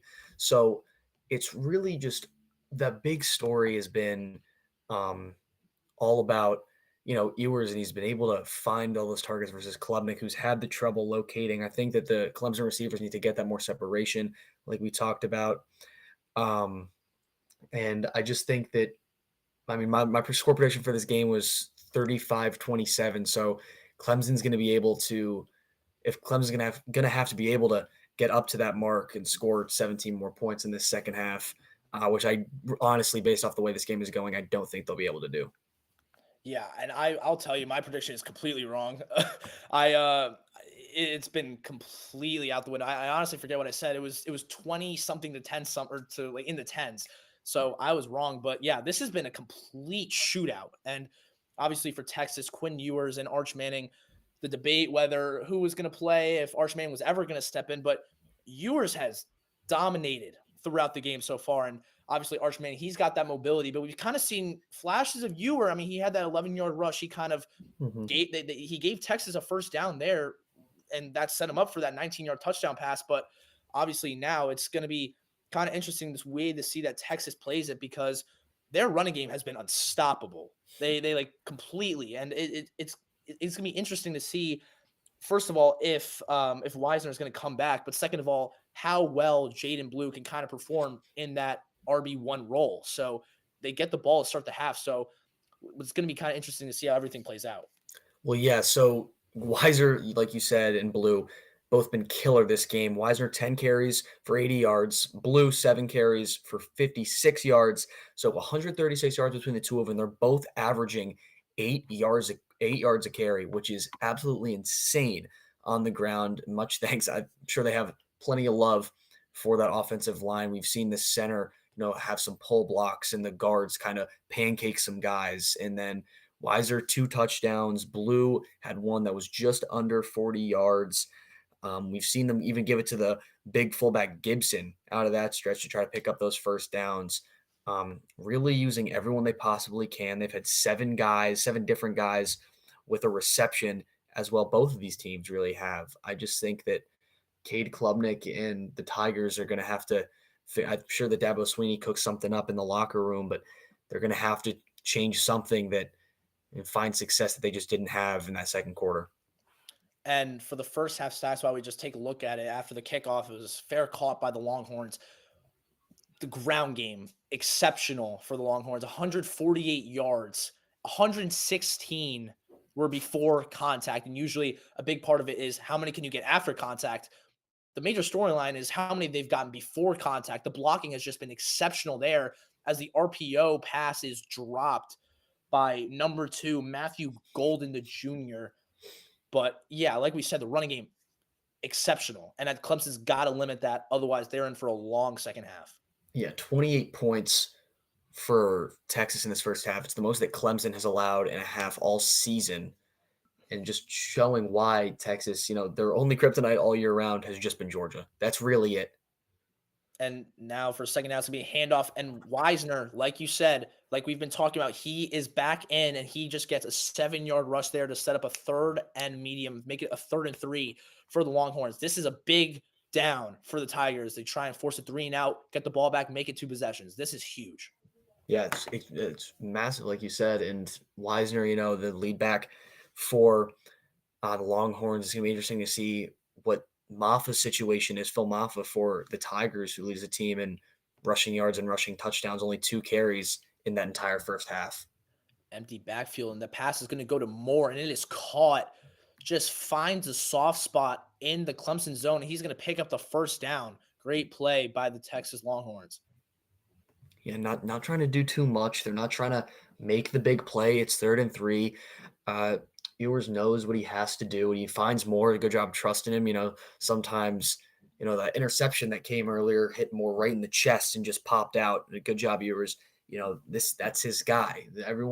Ewers likes to think that everyone on the team is his guy, so he's able to trust him and be able to go back to him. I think is a big part that plays a key role in the success of Texas. Ewers is given time, looks right, and floats it over to Gunnar Helm, who gets it right on the money there, and he's going to get a pickup of 9 for a 2nd and short, make it 2nd and 1. Helm already a touchdown, and this one is able to come across the field and get the step on the Clemson linebacker. Just a nice move to the outside. They're right on the doorstep of a first down. Wisner's going to get the inside handoff there. He's not going to pick it up. It's going to be 3rd and 1. It's going to be interesting to see what they do here. We're going to have a few substitutions. Looks like Wisner's going to come out, and that looks like Arch Manning. Yeah, it is Arch Manning coming in for this 3rd down play in pistol formation. 3 receivers at the top of your screen. Arch Manning 5 yards behind the center. Fake. Arch Manning looks deep, now takes off, breaks a defender, breaks a tackle, and he's going to pick up the first down on the near side. Arch Manning making his presence known on a 3-yard run for a first down for Texas. So how about that? What an interesting play call is, they sub in Arch Manning to maybe kind of get the option going, but it really looked like he wanted to throw that time. And Arch Manning is going to be a young talent on this Longhorns team for the next few years for sure. But if you're going to pass, think with Ewers, I think it's just another great job of Sarkisian and the coaching staff keeping the Clemson defense on their toes. And Arch Manning does, in fact, use the legs and is able to pick up the first. And a nice one-hand snag on the screenplay by Gunnar Helm, already his 2nd catch of the second half. Ewers had to get that ball out quick. He was being rushed by that Clemson front 7. Instead, it's going to be a 14-yard pickup and another first down for Texas. Ewers was hit hard after that, but a big physical run from Gunnar Helm to pick up that, move the chains yet again. Another pistol set, trips to the left. One receiver at the bottom. Ewers kind of loses snap a little bit there. Fakes one way. He's just going to slide down. Clemson's going to get credited with a sack there. It's going to be Trey Williams. 4-yard loss. Going to be 2nd and 14. Good play by the Tigers. It's a good stop there from Clemson. Loss of 4 for the Longhorns, and back-to-back big plays, and then Clemson kind of figures it out after that. Here we go. 2nd and 14 from the 40-yard line. Pistol formation once again. Texas has been using this pistol formation a lot. It's going to be a stretch play for Wisner, and he's going to try and bounce it inside, but it goes nowhere. Maybe 1, depending on the spot. Yeah, Wisner ran into his own man that time, trying to find a crease. It's good to see him back out there, though, on the field. He was getting his right leg worked on, I believe, right before halftime. Just playing it safe, didn't want to put him back in the game prematurely for Steve Sarkisian was, but only again at 1, so 3rd and 13 is going to be tough here. Here we go. Shotgun formation for the Longhorns. 3rd and 13. This is a big down for the Tigers. Ewers is going to float it towards the near side. Terrell is there on the defense, and it's going to be a pass interference. I think the pass was intended for the junior Matthew Golden, and Terrell was a little too handsy there, and that's a big mistake for the Tigers as Texas is going to be set up inside that 10-yard line. Going for the deep shot to Golden, team's leading receiver, and like you said, Terrell just getting a little handsy with him, kind of maybe just pushing him a little off the route, not able to track the ball down. So that's a tough penalty for Clemson. I believe the first pass interference call on either side. It's been a pretty clean game up to this point. Only 3 penalties so far called. All 3 actually have been called against the Tigers. The Longhorns playing a nice clean game up to this point. We're already 5 minutes into this 3rd quarter and still nothing. Longhorns are playing clean game of football while also scoring 28 points as Wisner is going to get the inside handoff. He's going to bounce it back to the other side. Wisner has a hole. He's going to look for the end zone, but he's going to be tracked down at the 40-yard line. Pickup of 19, and it's going to be first and goal from the 4. Well, that's the thing with the college pass interference is they don't mark it right at the spot where it occurred, unlike the NFL. But Wisner, after that run, pretty much gets it to where it would have been had this been NFL rules after the pass interference call. So right now, Texas knocking on the doorstep. They're going to go right back to Wisner on the inside give to the left side, and he's going to get a pickup of 3. It's going to be second and goal from the Clemson 2-yard line. Over 100 yards on the day for Wisner. Great cutback, too, on that last run to get them right there. Wisner wants to score so badly. You could see him trying to churn on the legs on that last play. And it doesn't matter. He already has 2. He wants a 3rd. And look who's back out on the field. Arch Manning ready to take the snap here.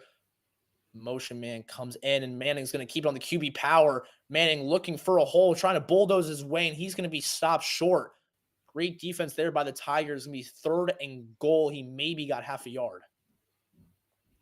It's a good stop there. I would have liked for Texas to kind of go more up the gut, which I feel like is where Texas has had more success in this game, and Clemson kind of been unable to really Clemson's been able to really stop that in this game, but bounced to the outside, picked up about half a yard. So we'll see where they go from here.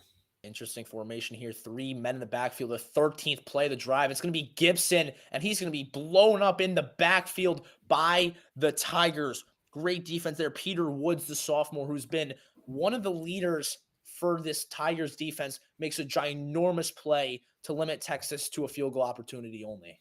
Yeah, ginormous man with a ginormous play for sure. They gave it to Gibson, who I talked about, kind of got a lot of reps out of the fullback position to pick up those tough yards right there on the goal line. Looks like at 4th and goal. It's going to be Auburn with a chip shot field goal. It is good. They put themselves up 3 touchdowns over the Tigers and take 7 minutes off the play clock of the second half. It's very similar to what we saw in that first half. But for right now, Ethan Bonheur, Owen Heffron bringing you live Clemson versus Texas. Make sure to subscribe and like the stream, and stay tuned because after this, we still have Tennessee OSU given by Robbie Basil and Chase Caridi. We will be back shortly after this break.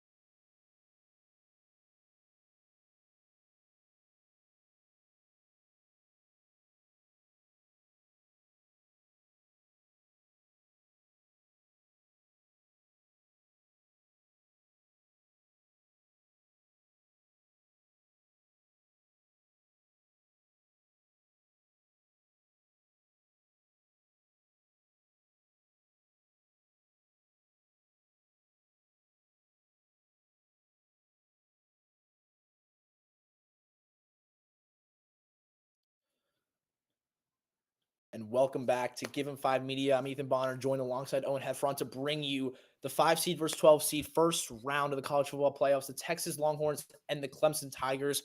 We just had the opening drive for the Longhorns. It ended in a field goal, extending their lead to 21 as the Tigers, they try and look to respond here. You made a great point at the end of that field goal drive for Texas, Ethan, kind of talking about how it was really similar to the first 2 drives of the game. The first drive of the game for them was just, it was the long drive and the long drive in the first quarter. Clemson scoring and then Texas scoring. 7-7 at the end of one. And then second half, it was like insanely quick. It was just boom, boom, boom. Like a bunch of fast drives, getting points. Clemson with having a punt after just a couple plays versus Texas, just some big plays to get into the end zone and cash in. And that looked a lot like first quarter Texas. So let's see if, Clemson kind of follows in those footsteps and has a long drive of their own. They only have 4 first downs since scoring that opening touchdown. As here they get a quick pass over to Brining School, the tight end. The senior tight end gets a pickup of 8. Good start for the Tigers. Yeah, just a couple catches in this one for him. And I think the Tigers are going to go quick. Yes, they are. Klubnik in the shotgun. 4 receivers, 2 at the top, 2 at the bottom. Steps back, looks left, now fires that way, and it's going to be caught. Bryant Wesco, his 3rd catch of the day for 30 yards, and that's going to be a Tigers first down. Yeah, that's a great catch. Put it right on the money. Klubnik getting it to Wesco, the freshman, right along the sideline there. It's a big throw, a big first down. Klubnik playing in his hometown, trying to lead the Tigers on to the next round, and he looks like he fumbled the ball there trying to get it out as he was stumbling. And I think Clemson jumps on top of it. Yes, they do. Interesting play there. It looked like Klubnik was stumbling by himself, and he tried to get rid of the ball past the line of scrimmage. Instead, he just loses it as he hits the ground, and luckily one of the offensive linemen is there to recover it. It looked like he was going for, I'm not sure if, you can remember the play I was talking about, but a couple years ago in the Super Bowl, Patrick Mahomes against the Buccaneers kind of fallen to his right and kind of throwing. That's what Klubnik looked like he was trying to do, and the ball just kind of squirted right out of his hands. Luckily for the Tigers, they're able to fall on it. But yeah, it's a fumble. He did not have forward control coming through. That's a big loss. It's a loss of 14 there as a 4 receiver set, and that ball is caught there by Moore. Gets some of it back, give him 9. It's gonna be 3rd, and it's gonna be still 3rd and long. Make it 3rd and 15. 6 minutes to go in this 3rd quarter. Time is running out for Clemson. Even though you're still in the 3rd quarter, you're still down 3 possessions, and it's Texas. They can put points on real quick. So Clemson's got to get this. Yeah, Klubnik's being tested heavy. He's had to roll out in his last few plays. The pressure just too much for this O-line of Clemson to handle, really. 2 for 7 on 3rd down, averaging 8 yards on their 3rd down plays. This one, make it almost double. It's 15. Klubnik drops back, rolls right, pressure coming. He throws it across his body, and that ball is incomplete, almost intercepted by Texas. But great stand there. It's going to set up the punt unit once again. Yeah, they go 5 receivers at that time. Was looking for anyone. There was a pretty sure a nickel blitz off the edge from Barron, who already has had a sack on Klubnik in this one. I believe back in the first quarter, maybe early in the second. But again, Klubnik just under pressure, and it's tough for him to make these plays happen, and tough for him to stay in that pocket, and especially on the opposite side of the field. If he's rolling right all the time, those routes on the left side of the field are never going to be able to go to them. It was lucky that pass was intercepted too. It was a little high, just out of the reach of that Longhorns defender. Swanson on for his 4th punt. Struggles so far, all 3 of them being 30-yarders. This one's a booming punt, 41 yards, gets it right around the 20-yard line, make it to 21.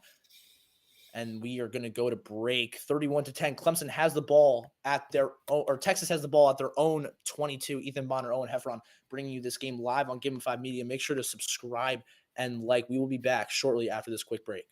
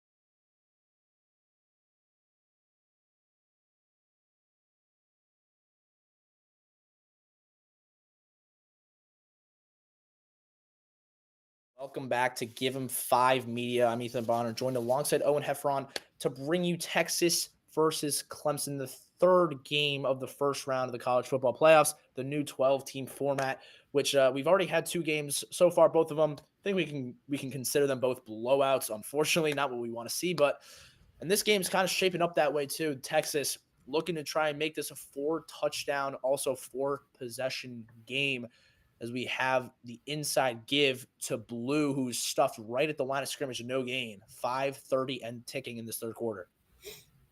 What a good job. I know I keep saying it, but the Texas run game, every facet as well, just the ability to, even, Ewers and Manning to, delayed handoffs or to, sell the play action. And then Blue and Wisner to cut through, and just the amount of yards they have before contact is just absolutely insane in this game. 2nd and 9, pistol formation here again for Ewers. He's going to fake the stretch play. Now he's going to air it out deep towards that far sideline. It is caught. No, it is dropped there by Ringo. I thought he had it in his hands, but instead, great defense there by Clemson to jar it free. Yeah, that was great defense. It was right in the hands, it looked like, and Quinn Ewers just really flicked that football down the field. It did not require a lot of arm strength there for QB1, the Longhorns, but that was a big play that could have probably, I would say, maybe the nail in the coffin. It's a little bit of hands, but just not too much contact. The Clemson DB got his hand right in the breadbasket of Wingo, which is what really made that pass uncatchable. 3rd and 9, Ewers goes for the screenplay, and that is broken up. Great defense there. Not even allow Wisner to catch the ball. And good 3 and out to give Clemson another shot of trying to cut this lead down to 2 possessions. And here comes the punt unit for the Longhorns. It's a big stop for them. I think that's going to be the Longhorns' first punt of the day, if I'm not mistaken. Yeah, it's their first punt. Yeah, so big stop for Clemson coming out of that break. I'd like to thank all of you guys for watching on Give 'em 5 Media, the live stream, second one of the day. Tune in later, too, 8 p.m., Tennessee at Ohio State. It's going to be Robbie Basil and Chase Caridi on that game. And hopefully for everyone watching, will be a closer game than the previous ones we've had with Indiana, Notre Dame, and SMU and Penn State. You have a 42-yard punt there by Williams, a 9-yard return by Kern, as Clemson tries to go down the field to make this a 2-possession game. And I guess I feel like we've taken a couple of breaks, so I feel like we might as well just stay here a little bit, as it'll come back eventually, and we'll just look ahead towards that Tennessee OSU game, because I feel like this game isn't out of reach yet, but it's starting to look that way if Clemson can't get anything going, especially since it's late in that third quarter. So Tennessee OSU, I mean, we said this at halftime before the second half started. You're taking OSU, I'm taking Tennessee. It'll be a great game. Either way, one SEC team, one Big Ten team. Both teams, they have their struggles, they have their strengths. What do you think is going to be the key to this game for Ohio State to win? It's really coaching. I think that Ryan Day in big games looks like a completely different player than he does in the regular season, given obviously he's playing tougher talent. But I think that you can't count out that talent on Ohio State too. We talked about Judkins and Henderson. You have Jeremiah Smith. You have Ibuka. Those guys that you can go to, and I think that those guys are, at least to my standards, they outmatch that Tennessee defense. I know they've been really good recently, but I think just in overall terms of raw talent, as long as Ryan Day is able to coach like he's been throughout the majority of his career and kind of is able to get away from that narrative, I think what really happens is that narrative eats at Ryan Day. And I think if he can escape it, obviously the time is right now, being in the first round of the college football playoff against a team that's led by a freshman quarterback, given a really good freshman quarterback. Ethan, I know you took Tennessee to win. And I think that if they do, it's going to be behind their QB. Yeah, and I think it was interesting because I was looking at the bracket overall, and the top half of the bracket, it is so running back heavy. Like between Texas and Clemson right now, you have the players that they have the running backs that they have, and we've already seen the flashes there. Then for Tennessee and OSU, obviously you have Dylan Sampson, who outstanding for Tennessee, 22 touchdowns on the year, 1,600 yards. And then OSU, they have their dynamic duo in Travion Henderson and Quinshon Judkins. Obviously, for ASU and Oregon, they have their running backs waiting for until next week with Jordan James. And then for ASU, they have Cam Scattaboo. But I think Dylan Sampson's going to have himself a day. I think when you talk about just trying to build momentum, if there's a guy that it has to go through, it's got to be Dylan Sampson. Obviously, you have Nico as a great quarterback for Tennessee, and his mobility and the things he's able to do for them. I think they're going to be able to kind of slow down the crowd, kind of take control of their own. I think it'll get to the point where OSU is going to have to rely on that passing game, and I just don't trust Will Howard enough to kind of give them that boost besides what their running backs give. And obviously they have Abuka, they have their star freshman in Jeremiah Smith, but I just don't think it'll be enough. So I think it'll be interesting. Well, yeah, and the winner of this game going on to play Arizona State, you talk about Scatabo, who's got 1,500 yards and 19 touchdowns. If Ashton Genty didn't exist, I think he would be talked about a lot more.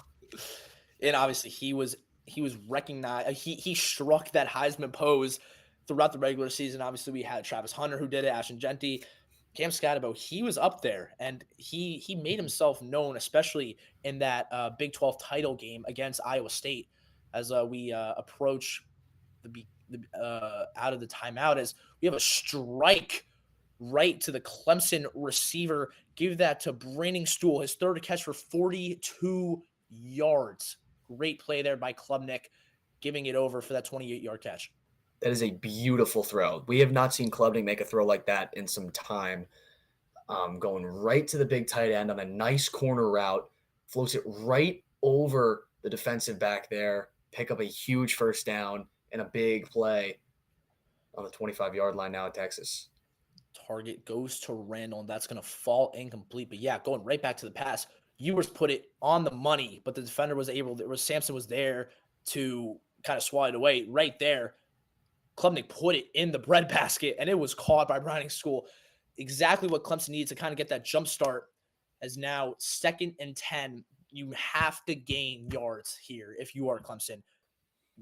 Otherwise, you're in for a long 3rd and 10. You cannot settle for field goals anymore. The fake, the throw towards the end zone wide open is Green, and he is in for the Tigers touchdown. Huge play for Clemson as they cut it down to 2 possessions. Jarvis Green.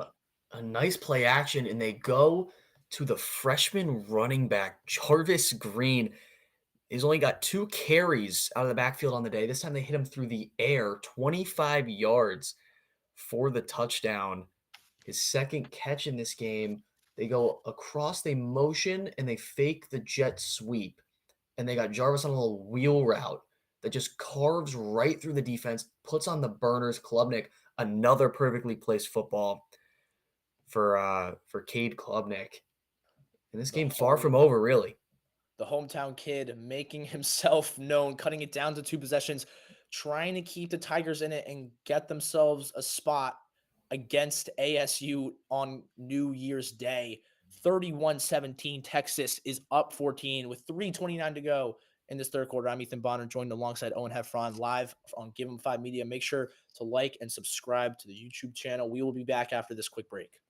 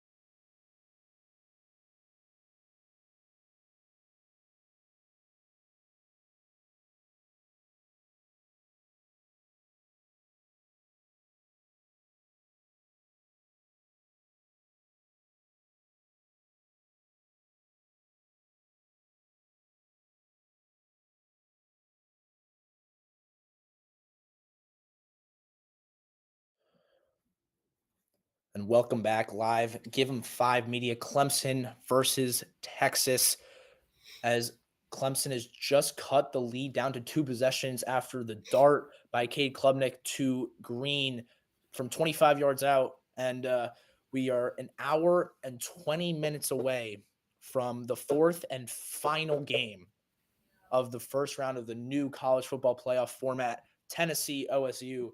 Stay here on Give 'em 5. You have Chase Curry and Robbie Basil bringing it to you live here once again, just like Owen and I are doing this game. And then you had Robbie Basil and Ben Gantz bringing you SMU Penn State, which ended up going heavily in Penn State's favor after Jennings got 3 picks throughout the game, which was not great. But we are off and running here, empty set for Texas as that ball is floated across the middle and caught. Good move by Helm to get extra yardage as he trucks the defender and gets to the 40-yard line. 16-yard pickup.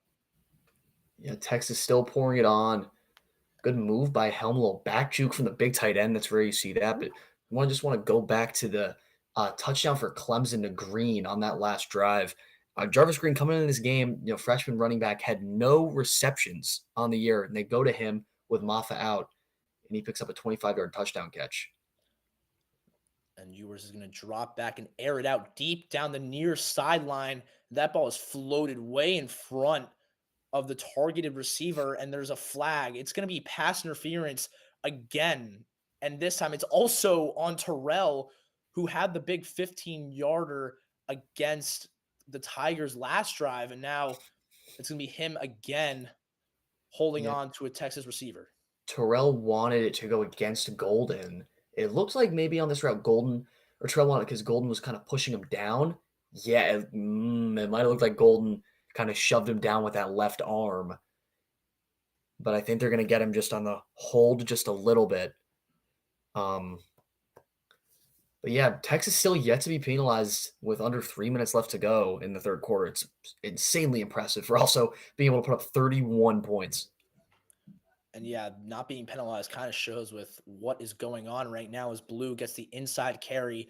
Nice pickup of 8 yards. Going to set up a 2nd and 2. Clock is running 2:40 and counting. Blue been the go-to guy behind Wisner. When Wisner was out at the end of that first half, they went to Blue a ton. 2nd and 2. 183 rushing yards, 186 passing yards, even offense.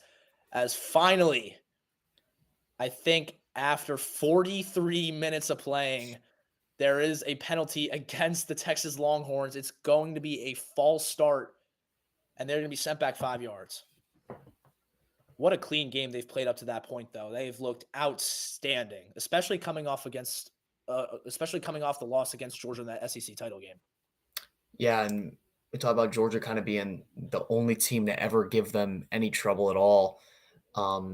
It's just, I think, is so fun about college football just in general. You get Texas, a team that's only lost to Georgia, and then Georgia loses to Alabama, but then Alabama loses to Vanderbilt.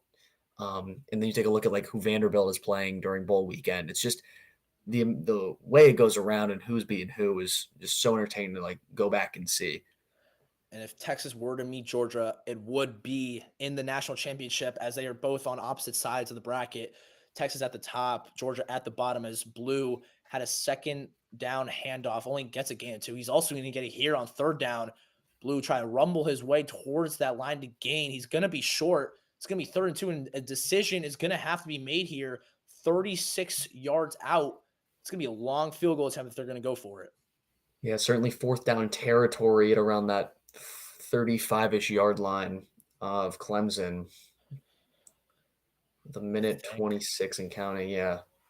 They're going to get the green light to go for it here. Ewers is staying on the field. This is a must-stop down for the Tigers as they can potentially get this ball back and cut it down to 1 possession. Motion man goes from left to right. Ewers drops back, looks across the middle. He's going to go there, and it is dropped. He had the crosser wide open to the junior Matthew Golden, and it is dropped, and Clemson is going to get the ball back with 55 to go in the 3rd quarter. Yeah, that's rare. That's rare for Matthew Golden. He's got about 50 catches on the year. over 700 yards and 8 touchdowns. He's been that guy. He's been the Longhorns guy, the go-to, need to make a grab. I think Ewers could have placed this ball a little bit better. It was behind him, but that's still a grab that I think Matthew Golden's very capable of making. So that's again, it's just the small little momentum swings that could keep Clemson in this ball game. Yeah, I was just about to say that ball could have been placed a little better, but still, as a college receiver, one that you still probably could get, especially for Golden with how talented he is as a receiver. So now Clemson, they're set up at their own 36-yard line. Great field position, trying to cut this down to one possession, and it's going to be an inside handoff, and it's going to be the first touch of the day for the sophomore Keith Adams. Obviously, we've seen Jarvis Green, who got that touchdown and the carries once Maffa went down, but now Keith Adams kind of stepping in and being that third running back that we see so far for Clemson. Yeah, Adams just over 100 yards on the year, finally gets his first touch, like you said, Ethan. Maybe Clemson kind of mixing up weapons here before the third quarter expires. And a quick out route goes to Moore, and that's going to be an easy 12-yard completion, a first down for the Tigers as they want to try and go quick here to get as far down the field before this third quarter ends. Yeah, some good strikes from Cade Klubnik. He's firing the pigskin in there. It's a good tight spiral right along the outside. He's able to get it past that cornerback right there. And a nice hard cut and making the catch as well for Clemson is Moore.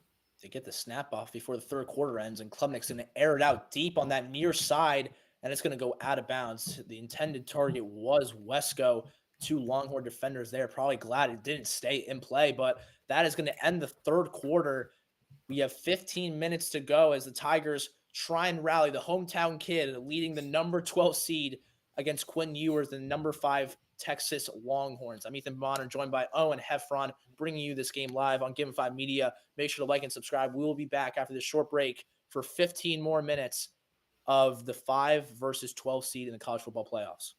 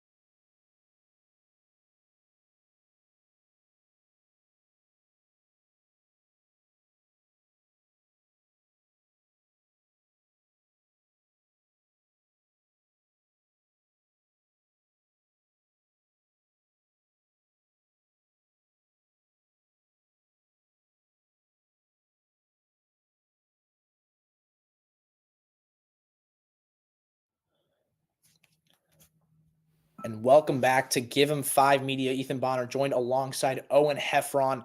to bring you the 5 versus 12 seed Texas Clemson. As Clemson, they are kind of taking control here in this second half. Owen, what have you seen so far in the adjustments that we've talked about? Klubnik, I really think it's been Cade Klubnik. He's looked a lot better. Texas also just hasn't been able to do what they were able to do in the second quarter. Quinn Ewers was able to locate some good passes, but that's another one that Klubnik just completed deep down the field, and Clemson's driving. 18-yard strike from Cade Klubnik over to his man, Antonio Williams, the sophomore. That's his 4th catch of the day. He already has a touchdown at 66 yards. So let's see what the Tigers can do here. 4 receivers, 2 at the top, 2 at the bottom. It's Klubnik, drops back, has the running back open, doesn't take it. Instead, he fires, and it's going to be a good pass, and it's caught there. It's going to be short of the first down, but he is going to get good yards there. 7-yard catch by Moore. It's another high pass. Klubnik's been struggling with that just a little bit. But, another hard strike. What I liked about that play is he really looked at everyone. He went all across the field, scanning all his targets, was able to capitalize. I like to see Klubnik use his legs a little bit more, though. Right on cue. Cade Klubnik takes the QB draw, 11 yards right up the gut, and gets a first down. Same design, same formation, same amount of receivers. Instead, Klubnik takes off right up the middle. Great blocking by Clemson. They are now in the red zone at the 11-yard line. Yeah, that's what makes the draw so effective, especially, coming out in the same formation as well, which is more of a passing formation. The draw really spreads the defense apart and leaves that middle open, which is where Klubnik took that football. Good block, too. I believe Adams went in there first, laid the key block for Klubnik on that run. Clemson 0 for 1 in red zone TD drives. Obviously, they had that 25-yard strike just a few minutes ago, but now they are in the red zone as Klubnik just floats it up and out of the back of the end zone. No intended target there. Just had to get it away before the defenders got him for a sack. 2nd and 10. Yeah, I didn't like the way that any of those routes were developing during that play. Wasn't the most pressure we've seen Klubnik have. I think maybe he could have stayed alive just a little bit more, but there wasn't really a lot of room to roll out for Klubnik either.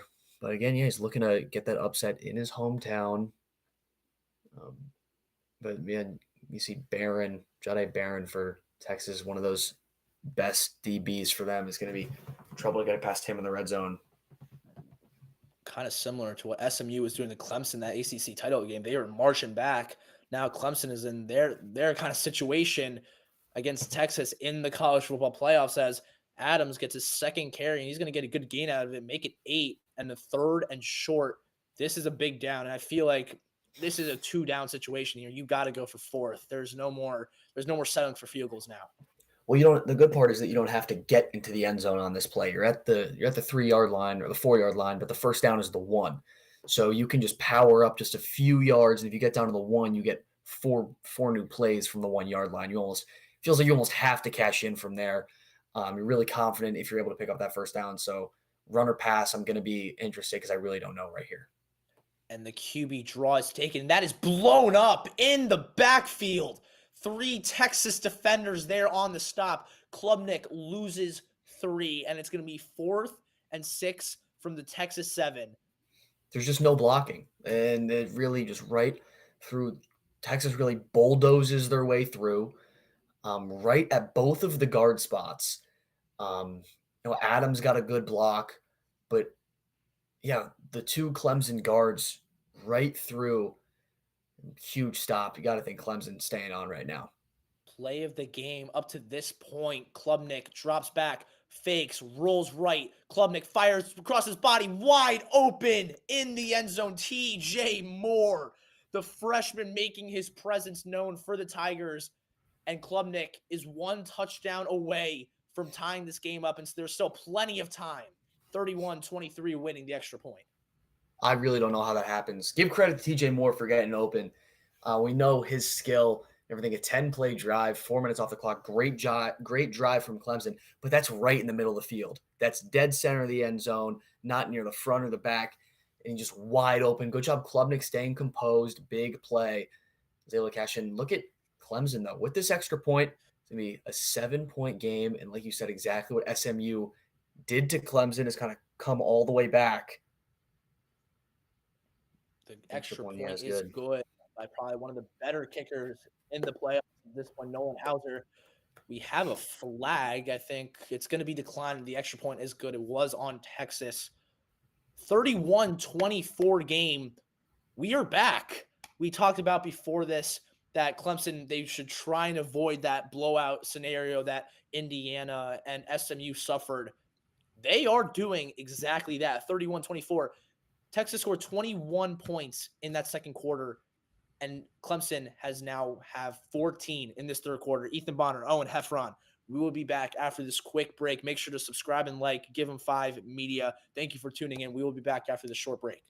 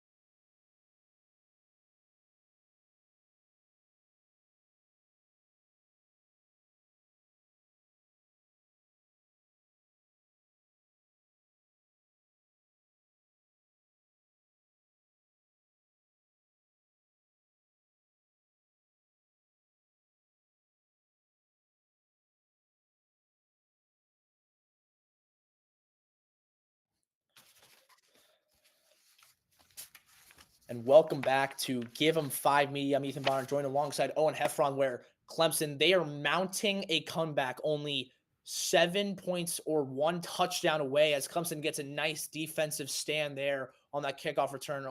And Texas is going to start their own 17-yard line. Yeah, Clemson trailed by 21 in this game. The largest comeback in college football playoff history is by 17 points, which is 3 scores. Clemson trailed by 3 scores in this, but a larger margin by 4 points. And Cade Klubnik looking like a different animal in this second half so far.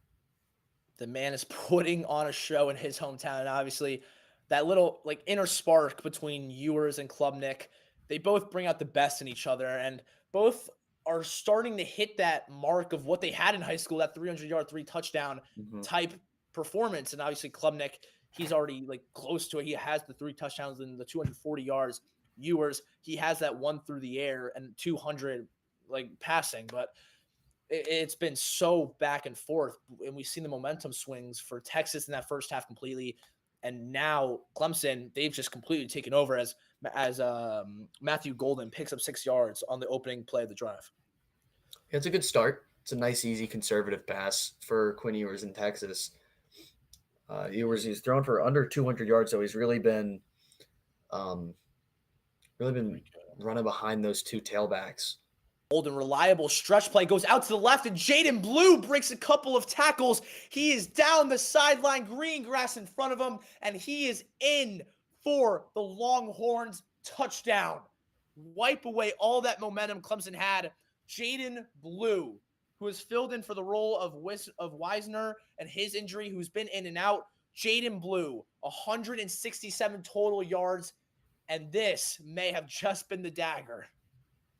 That's incredible. Jaden Blue, 77 yards, already had one of 38. He and Wisner both have 2 rushing touchdowns on the day. And this is, like you said, squashed everything that Clemson just had going for them. I'm trying not to smile too hard right now because Marlon Humphrey just got into pick 6 for the Ravens. So I'm pretty psyched about that. But yeah, I want to play from Jaden Blue, who, like you said, taking over for Wisner, who's been struggling, not fully healthy. But yeah, now, I mean, unfortunately for us, it's not going to be the closest game anymore. But just look at the blocking. I want everyone, if they're watching this game, to just understand how important the offensive line as a skill, like as a position group is that if you could have Ashton Genty back there, but if you have the O-line of the Chicago Bears, he's not going to be able to do anything. And that blocking created the perfect space for Jaden Blue, and Matthew McConaughey is extremely excited for Texas. He had 2, I think on that 77-yard run, he had 2 individual hands touch his entire body that entire run. That is insanity for a 77-yard touchdown run. You don't really see that. And we talk about Ewers and him slinging the ball. This run game has just been outstanding for Texas. They have 265 on the ground. That's unheard of besides Ashton Genty pretty much every game this year. But in a playoff game where you kind of expect it to keep going that way, especially if it's been working throughout the entire game. And the stretch play too. It was the stretch play once again. Blue had his 38-yarder on that stretch play to the right. This time it goes to the left. He pretty much doubled it and got a 77-yard touchdown run. Yeah, and people are going to watch this game and be like, oh, Ewers didn't throw for that many yards. But that he doesn't have to is the thing, is that when you have Weiser and you have Blue, it's so perfect that you can draw up these easy conservative plays, and that a simple stretch play, like you just said, can boom into a 77-yard touchdown is beyond me. And that's the reason why I think Texas, can really be poised for a deep run in these college football playoffs, especially based off this game. I know they're all playing the 12 seed. There were, I guess, some tougher teams to play in that first round, like a Penn State, maybe an SMU, you could argue, is maybe a better team than Clemson or like an Indiana sort of look. But yeah, I think based off what I'm seeing, I think Texas and the Longhorns are poised to make a deep run.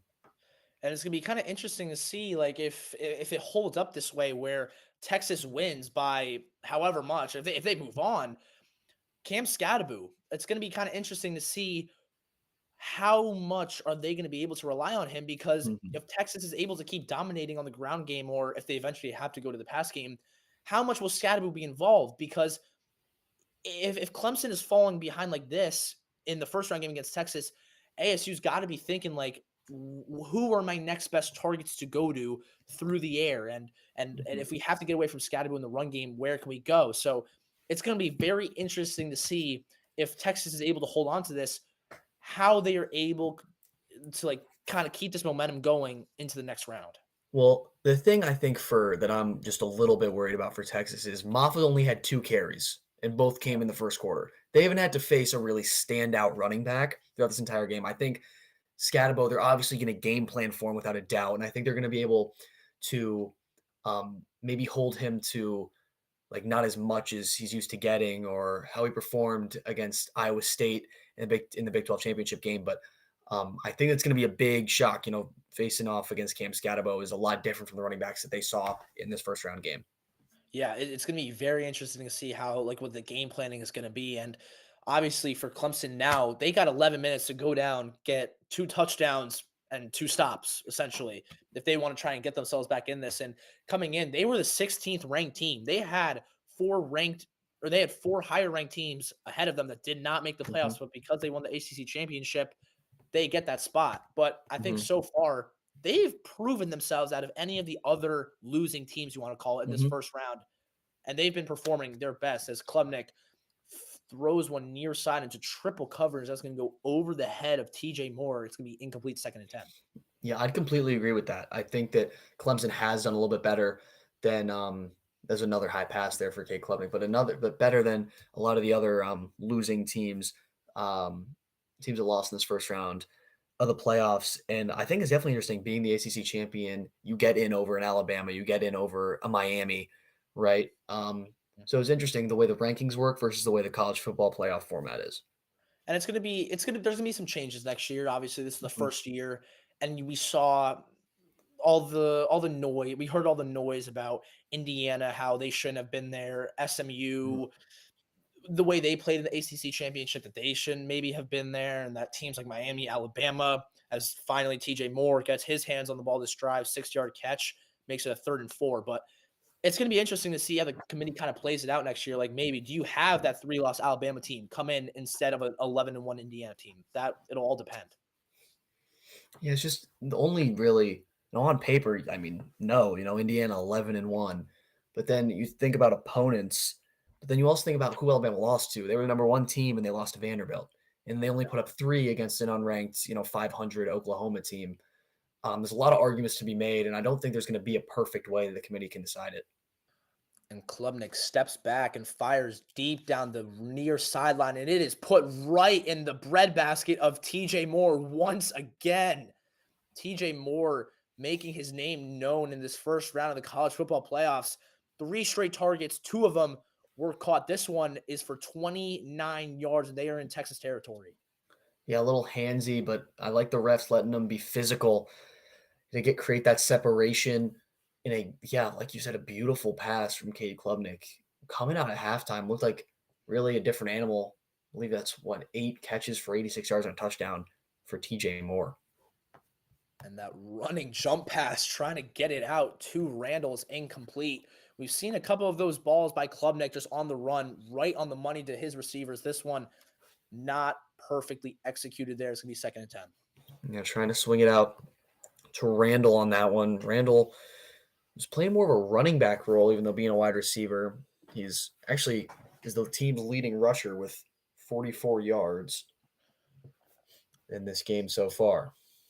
9:20 to go. So plenty of time here for Clemson if they want to mount a comeback. The hometown kid, Cade Klubnik, floats it again down that near sideline for TJ Moore, and it is caught. TJ Moore putting the team on his back, add another 30 yards to his stat sheet. 9 catches for 116 yards. They're down at the Texas 10. Yeah, Moore, a freshman, not the biggest guy, not by any means, but Cade Klubnik is throwing these footballs exactly where they need to be. It is absolutely incredible. Moore at the bottom of the screen by himself, and that's exactly where he's going to go. He floats it, almost brings it in one-handed. That ball is jarred loose, and it's going to bring up 2nd and goal. However, there is a flag. Let's see what that is going to be. Is that a possible PI? No, they're going to call roughing the passer. Whoa. Wow. So wipe away that play and give Clemson some yards there. It's going to be 1st down. It's going to be a 5-yard roughing the passer penalty, and Clemson gets another shot at the 1st down again. That's a big penalty. And Texas has not been penalized. I think only once. The only one was the false start. But that's huge. It's brutal. For Clemson. Either way, there is no settling for a field goal here if you're Clemson. So you got to get 5 yards in 4 plays here as Klubnik looks left. That's where he's going to go. That's Wesco, and that's going to go right through his hands and incomplete. Tight coverage there by the Longhorns. It's going to bring up 2nd and goal. Yeah, really just kind of riding Wesco. that time. Good defense. I believe that was, I think, Gavin Holmes in coverage that time for Texas. Here we go. Second, Bryant Wesco has 3 catches on 10 targets. Texas done such a great job of locking him down and his elusiveness and just what he's able to do as a player for this Clemson team as time is running out on that play clock. And Klubnik, he's going to step up. Klubnik's going to try and get in the end zone. He's going to be short by about a yard. Turning nothing into something there. It looked like the pocket collapsed, and he read it perfectly. Yeah, they're knocking right on the door. Klubnik, good decision making that time to move up in the pocket and then eventually scramble for it. 3rd and goal is a big play. You go many different ways here. You don't have Maffa, your number 1 back. You could go more for like a power set. I'm not sure who they're going to want to use. I think they called a timeout. Yeah. They called it. Yeah. Yes, they called a timeout to kind of discuss things over. But yeah, 8:46 to go in this 4th quarter. We're going to take a quick break. We'll be back live on Give 'em 5 Media. Ethan Bonheur, Owen Heffron bringing you this game live. And what has turned from a pretty much like a blowout to now a 2-possession, possibly 1-possession game awaiting this play. But we will be back shortly after this break.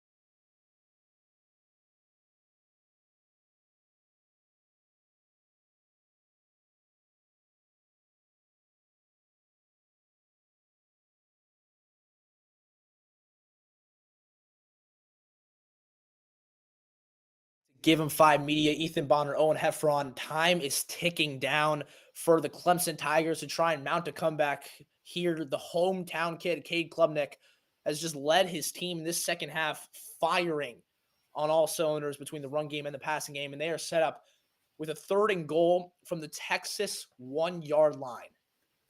Here we go. One receiver split to the top. Everyone else down on the line of scrimmage. Klubnik's just going to take it to QB power, and he's going to be stuffed. Absolutely nowhere to go, and it's going to be 4th and goal, and they have to go for this.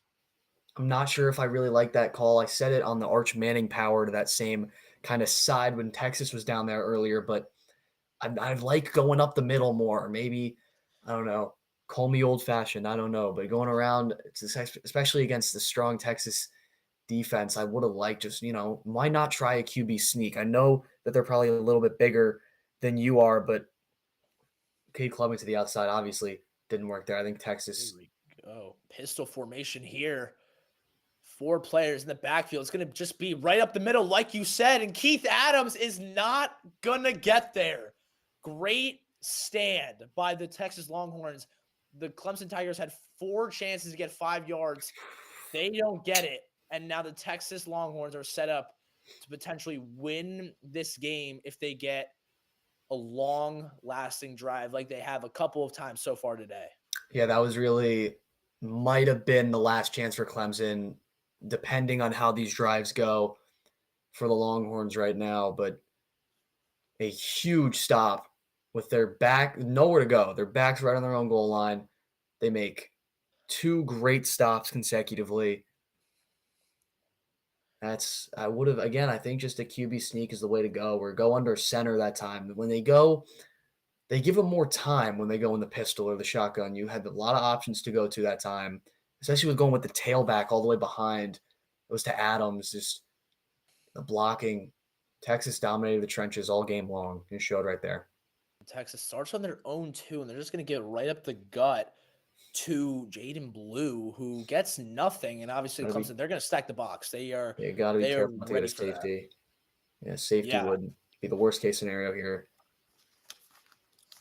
You cannot be done with the football here. If you're Texas, you want to just kind of lower the clock as much as you can. And obviously the story of the game is we talked about for Clemson, it's been the running back situation with Maffa. And if that was Maffa, you never know what could have happened there. That could have been something else, as Ewers floats it up on that near side, and it's gonna be another PI, and it's Avion Terrell once again, his 3rd pass interference penalty. The sophomore costing Clemson 45 total yards on just penalties this game. Unbelievable. Yeah, I know Terrell doesn't really like that one. He hasn't really liked any of them that has been called against him so far. Need a better look on this replay. Ewers was trying to target Wingo, the freshman, on the near sideline. Terrell just a little too physical. He can press off the line. Yeah, he kind of grabs the collar and the jersey right there and pulls him away from where the ball would have been. Yeah, easily a pass interference call. And not only does that pass interference get 15 yards, that gets them 15 yards outside of their own end zone, which that could have been huge if Clemson got a safety there. That's 12. Then you get that ball back and you got to score quick. But unfortunately, Texas is moving the ball up if you're a Tigers fan. So now 2nd and 9, Blue gets a 1-yard rush. Time is ticking. We are under 6 to go as Ewers is lined up in the pistol formation with Blue still behind them. We haven't seen Wisner in a while. And here we go. Ewers steps up, looks deep, now just trying takes off.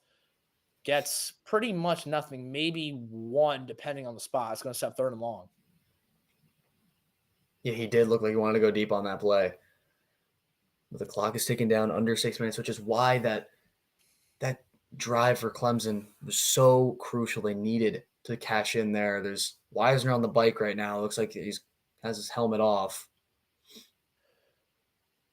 And despite Wisner not playing for a majority of this game, he had a heck of a day. 15 carries, 110 yards, 7 yards a carry, and 2 touchdowns to begin the first half. So he's played his part. He's done his role. And obviously, Jaden Blue, he has been outstanding stepping in, filling in for his role as we have a quick timeout with 5:13 to go. I think, it was taken by Texas. So, it's just been outstanding, the ground game just in general for Texas.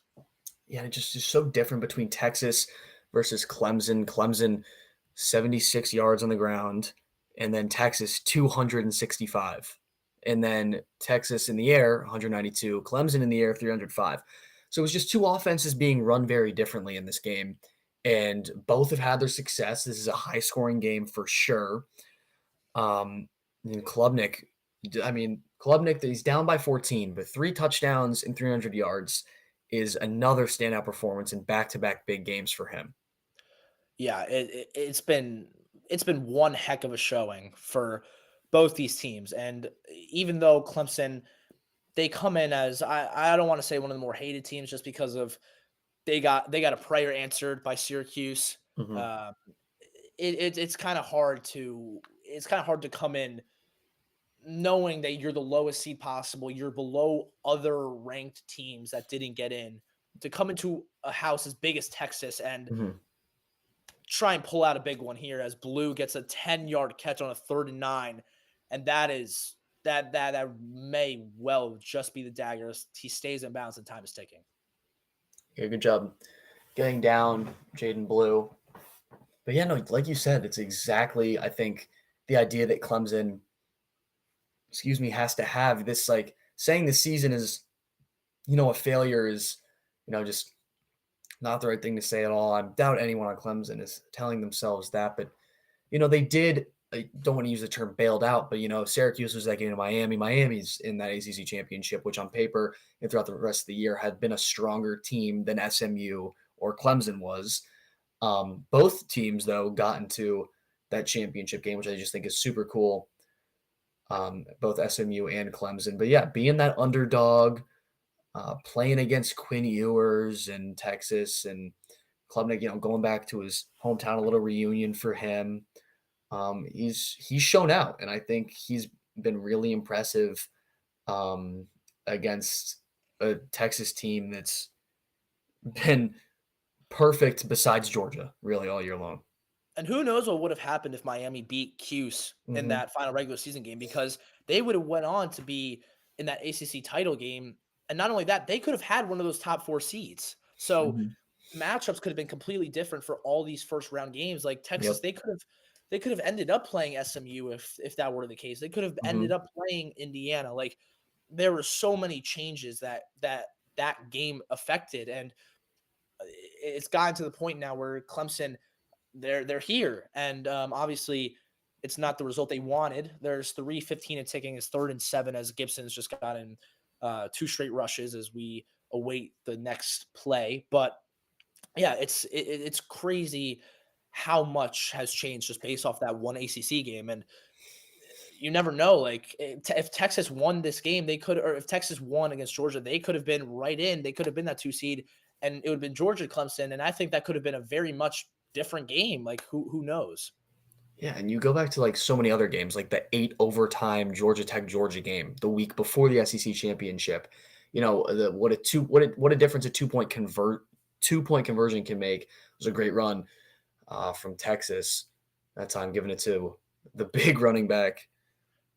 Gibson, who gets 21 yards, another first down on a 3rd and 7. That may just seal the deal right there. As this will probably be, they're probably going to run one more play before the 2-minute warning. Clemson has 2 timeouts, so not much they can really do to stop Texas from just keep pounding the rock. Yeah, that was really Clemson's last really chance on the 3rd and 5. Last good chance. They make the stop. On the 3rd and 7, they make the stop, call the timeout, and then try to get the football back after a punt.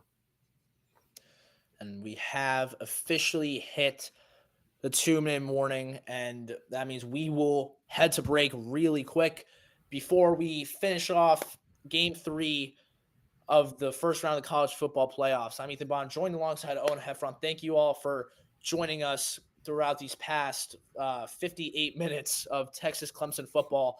We will be back quickly after this short break. Make sure to like and subscribe.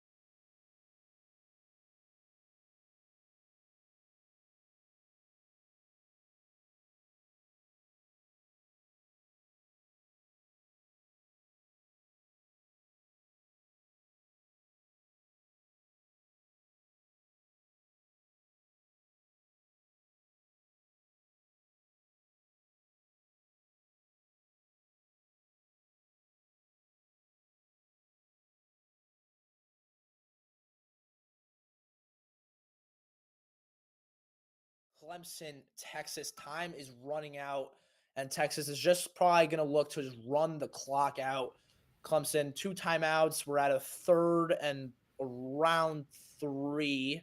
And yes, Clemson decides to take the second timeout with 1:53 remaining. And Owen, we talked about at halftime how Clemson, they needed that spark. They needed that comeback. And it looked like they had it for a little bit until Texas kind of took over with that 78-yard run by Jaden Blue. It's just been all over the place. But Clemson, they did stay in it. Yeah, and give a lot of credit to Dabo Sweeney and Kate Klubnik especially. I mean, he's looked really, really good. He had the one batted pass interception, which isn't entirely his fault. It's just a really good play, is at least the way that I would put it. But they trailed by 21, and the largest comeback in college football playoff history, 17. They got within 7, and then Jaden Blue really kind of ran and iced it. But a more defensive second half. I'd say they were down 28-10 at halftime, and they've outscored Texas 14-10 in the second half.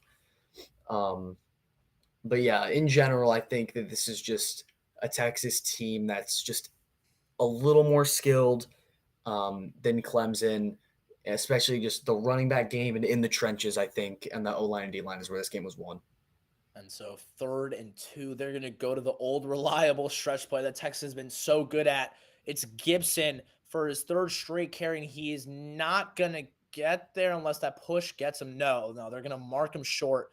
4th and 1, and I think if you're Texas, you're in Clemson territory, you're not in field goal range. I think you just got to go for this. You got to ice it right here. This is the play. It was close to first down there for the big back Gibson. He wanted the first down. He thought he got it.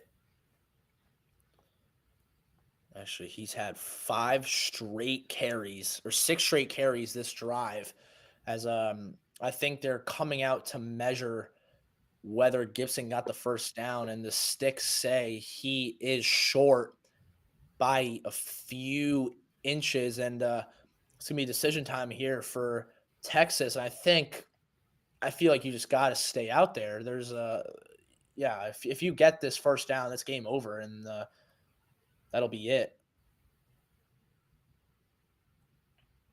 And 4th and 1. Dabo Sweeney's arguing about something with the referees right now. I'm not sure. I mean, they're short of the first down. I don't really know what he could be upset about.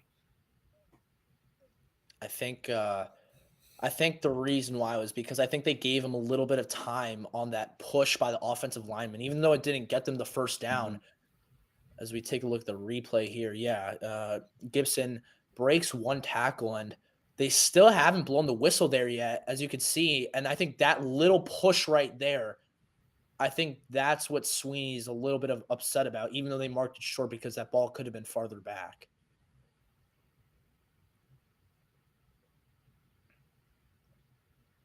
He may have gotten it, though. If that whistle hadn't been blown, that he may have gotten that first down. I think they're still trying to look at it. Since it's under 2 minutes, it's automatically going to go to review. So the referees taking their time here. It looked like with the push, he might have gotten it. I'm not sure what they're going to say. Ravens beat the Steelers, so I'm pretty happy about that. And then they play on Christmas. And then they do play on Christmas, but 34-17. Really like the fact that they're silencing all the Lamar Jackson haters out there. And Lamar lost 0.3 because of kneels. Well, you want to talk about good run games. You look at this Texas team, kind of like, a Ravens-esque sort of thing. Obviously, Lamar Jackson's a quarterback, but a dual threat of like Lamar and Derrick Henry is really what Wisner and Jaden Blue had all game. And then, of course, this power back in Gibson as they're reviewing the spot of this football right now. Yeah, Derrick Henry, bro, he is really come alive. Oh my! Probably the pickup of the year for free agency this past offseason. 189 total yards, 418 overall for the Ravens, just unbelievable. But the referees are still discussing whether or are still reviewing whether the ball carrier was short of the line to gain or if he got it. 1:27 to go, and make sure you stay here. We have the last game, Tennessee OSU, also live on Give 'em 5. The last game of our 3-game triple header will be brought to you live by Robbie Basil and Chase Garidi. As the play stands, as called, he is going to be short. It's going to be 4th down, and I think, yeah, Texas is going to go for it here. We appreciate everyone joining into Give 'em 5 Media. Make sure make sure to like and subscribe, and stay tuned because, yeah, we have that last game live here brought to you by Give 'em 5, and looks like Texas is going to go for it. Yeah, why not go for it? Just kind of put this game really away after this, because you never know. You don't get this, or you punt it away. Big play for Clemson. Big play, onside kick, another big play. You never know what's going to happen. And what a fitting way to go for it. Arch Manning has entered the game for the Longhorns as I think another a timeout has been called by Clemson, and I feel like this 3rd to 4th down play has just taken forever. I think we're at 5 minutes and counting now, waiting to see what happens on this 4th and 1. Yeah, they get the stop, like you said, game. It's a different game really rather than they get it. Texas gets this game is over. And everyone knows that, but they get the stop, which, I mean, Dabo Swinney still looks pretty hyped up on the side. That, you really could never know. A big play could happen, and then, onside kick and everything. But this has just been a game that's been dominated in the trenches. I keep saying it. But it looks like as of right now that Texas is going to move on and play Arizona State. And insane. 298 rushing yards total for the Longhorns, 6.5 yards per carry. They've looked unstoppable. They've been unstoppable. Yeah. And depending on what happens here, it'll take a miracle for Clemson to win. So assuming Texas wins this game, it'll be interesting to see as the snap is botched and Arch Manning recovers it, but it's 4th down. So Clemson's going to get the ball back. A little bit of miscommunication. Under center, botch snap is rare.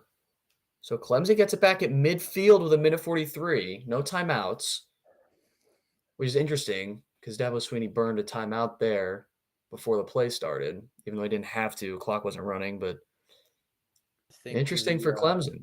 The center got a little antsy trying to push the pile, so he just snapped it as quick as he could and tried to bulldoze his way forward to give Manning some space to run if he were trying to QB sneak it, but instead it kind of bites him, and now Clemson has the ball at the 50. At the 50. Not the 43. 1st and 10. Klubnik needs to air it out, and he's going to step up, and he's going to throw it on the run. He's got a man wide open down the middle. It is Brenningstool, and he's going to run out of bounds at the Texas 30-yard line, gain of 27. Well, I mean, Klubnik's been putting it on the money. It's a great job from Brenningstool to keep going with the defender on his back and get out of bounds, stop the clock, 1:30. And if it really depends, they have to score now. They have to get an onside kick. If Texas gets the ball back, this game is over. Quick dump off on 1st and 10, and Keith Adams smartly goes out of bounds, stopping the clock with 1:28 to go. The hometown kid trying to become the hometown hero, and he needs a miracle to do it under 90 seconds to get it done. Stop the clock again. It's 2nd and down now. 2nd and 6, 1:28 to go. You cannot stop the clock if you are Clemson because you used your last timeout on that 4th and 1 play, which ended up paying off. So see what they do here. Klubnik steps back, looks left, fires across the middle, and that is nearly intercepted by Texas. He tried to fit it into Brenningstool.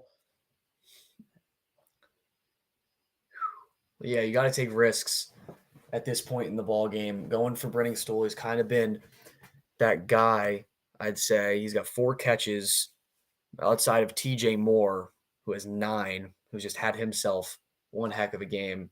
He likes Brenningstool on that little stick curl route. Another just pass that was high, just out of reach of the defender, so that was a good high-pointed pass. But Clemson's been struggling just getting him a little high for a little bit in this game. And Klubnik on 3rd and 6 airs it out, and it is caught, but it is out of bounds. Brian Wesco, who he is one of Klubnik's favorable targets, yet he hasn't been able to get it going. That's his 12th target, and he only has 3 catches off of those. He's getting a 25% catch rate on his targets. Unfortunate. That ball probably couldn't have been placed any better as he just steps out on that white line. It's going to bring up 3rd and 10. Yeah, Wesco, another freshman. TJ Moore, we just talked about as a freshman. It's a great catch. He kind of grabs the ball like oblong-esque at either end. Stepped out of bounds, though, unfortunately, for the Tigers. Game on the line. 4th and 6. Klubnik fires it right to TJ Moore, who gets lit up right in front of the line of scrimmage, and that will do it. Texas holds off the Clemson Tigers, who were heating up in that second half, but got a big play of their own on that 78-yard rushing touchdown by Jaden Blue. So crazy game. The change from the first half to the second half, it was all Texas first, then it was the Tigers in the second, but Clemson could not do enough to pull off probably one of the bigger upsets of the playoffs this year. Yeah, and 21-point comeback would have been incredible. What a story that would have been. What a game that would have been to cover. But this has really been, I'd say, the closest game so far in the college football playoff. Only the third one.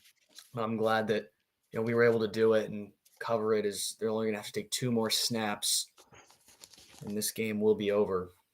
2 kneels will do it. 1:16 to go. It'll be no timeouts to stop the clock for Clemson. So that'll do it. So while the clock is winding down and while like the whole Given Vibe production is getting ready for the 8 o'clock game, we might as well just give our final thoughts and just say what we have to say before it all ends. So what are your final takeaways from this game?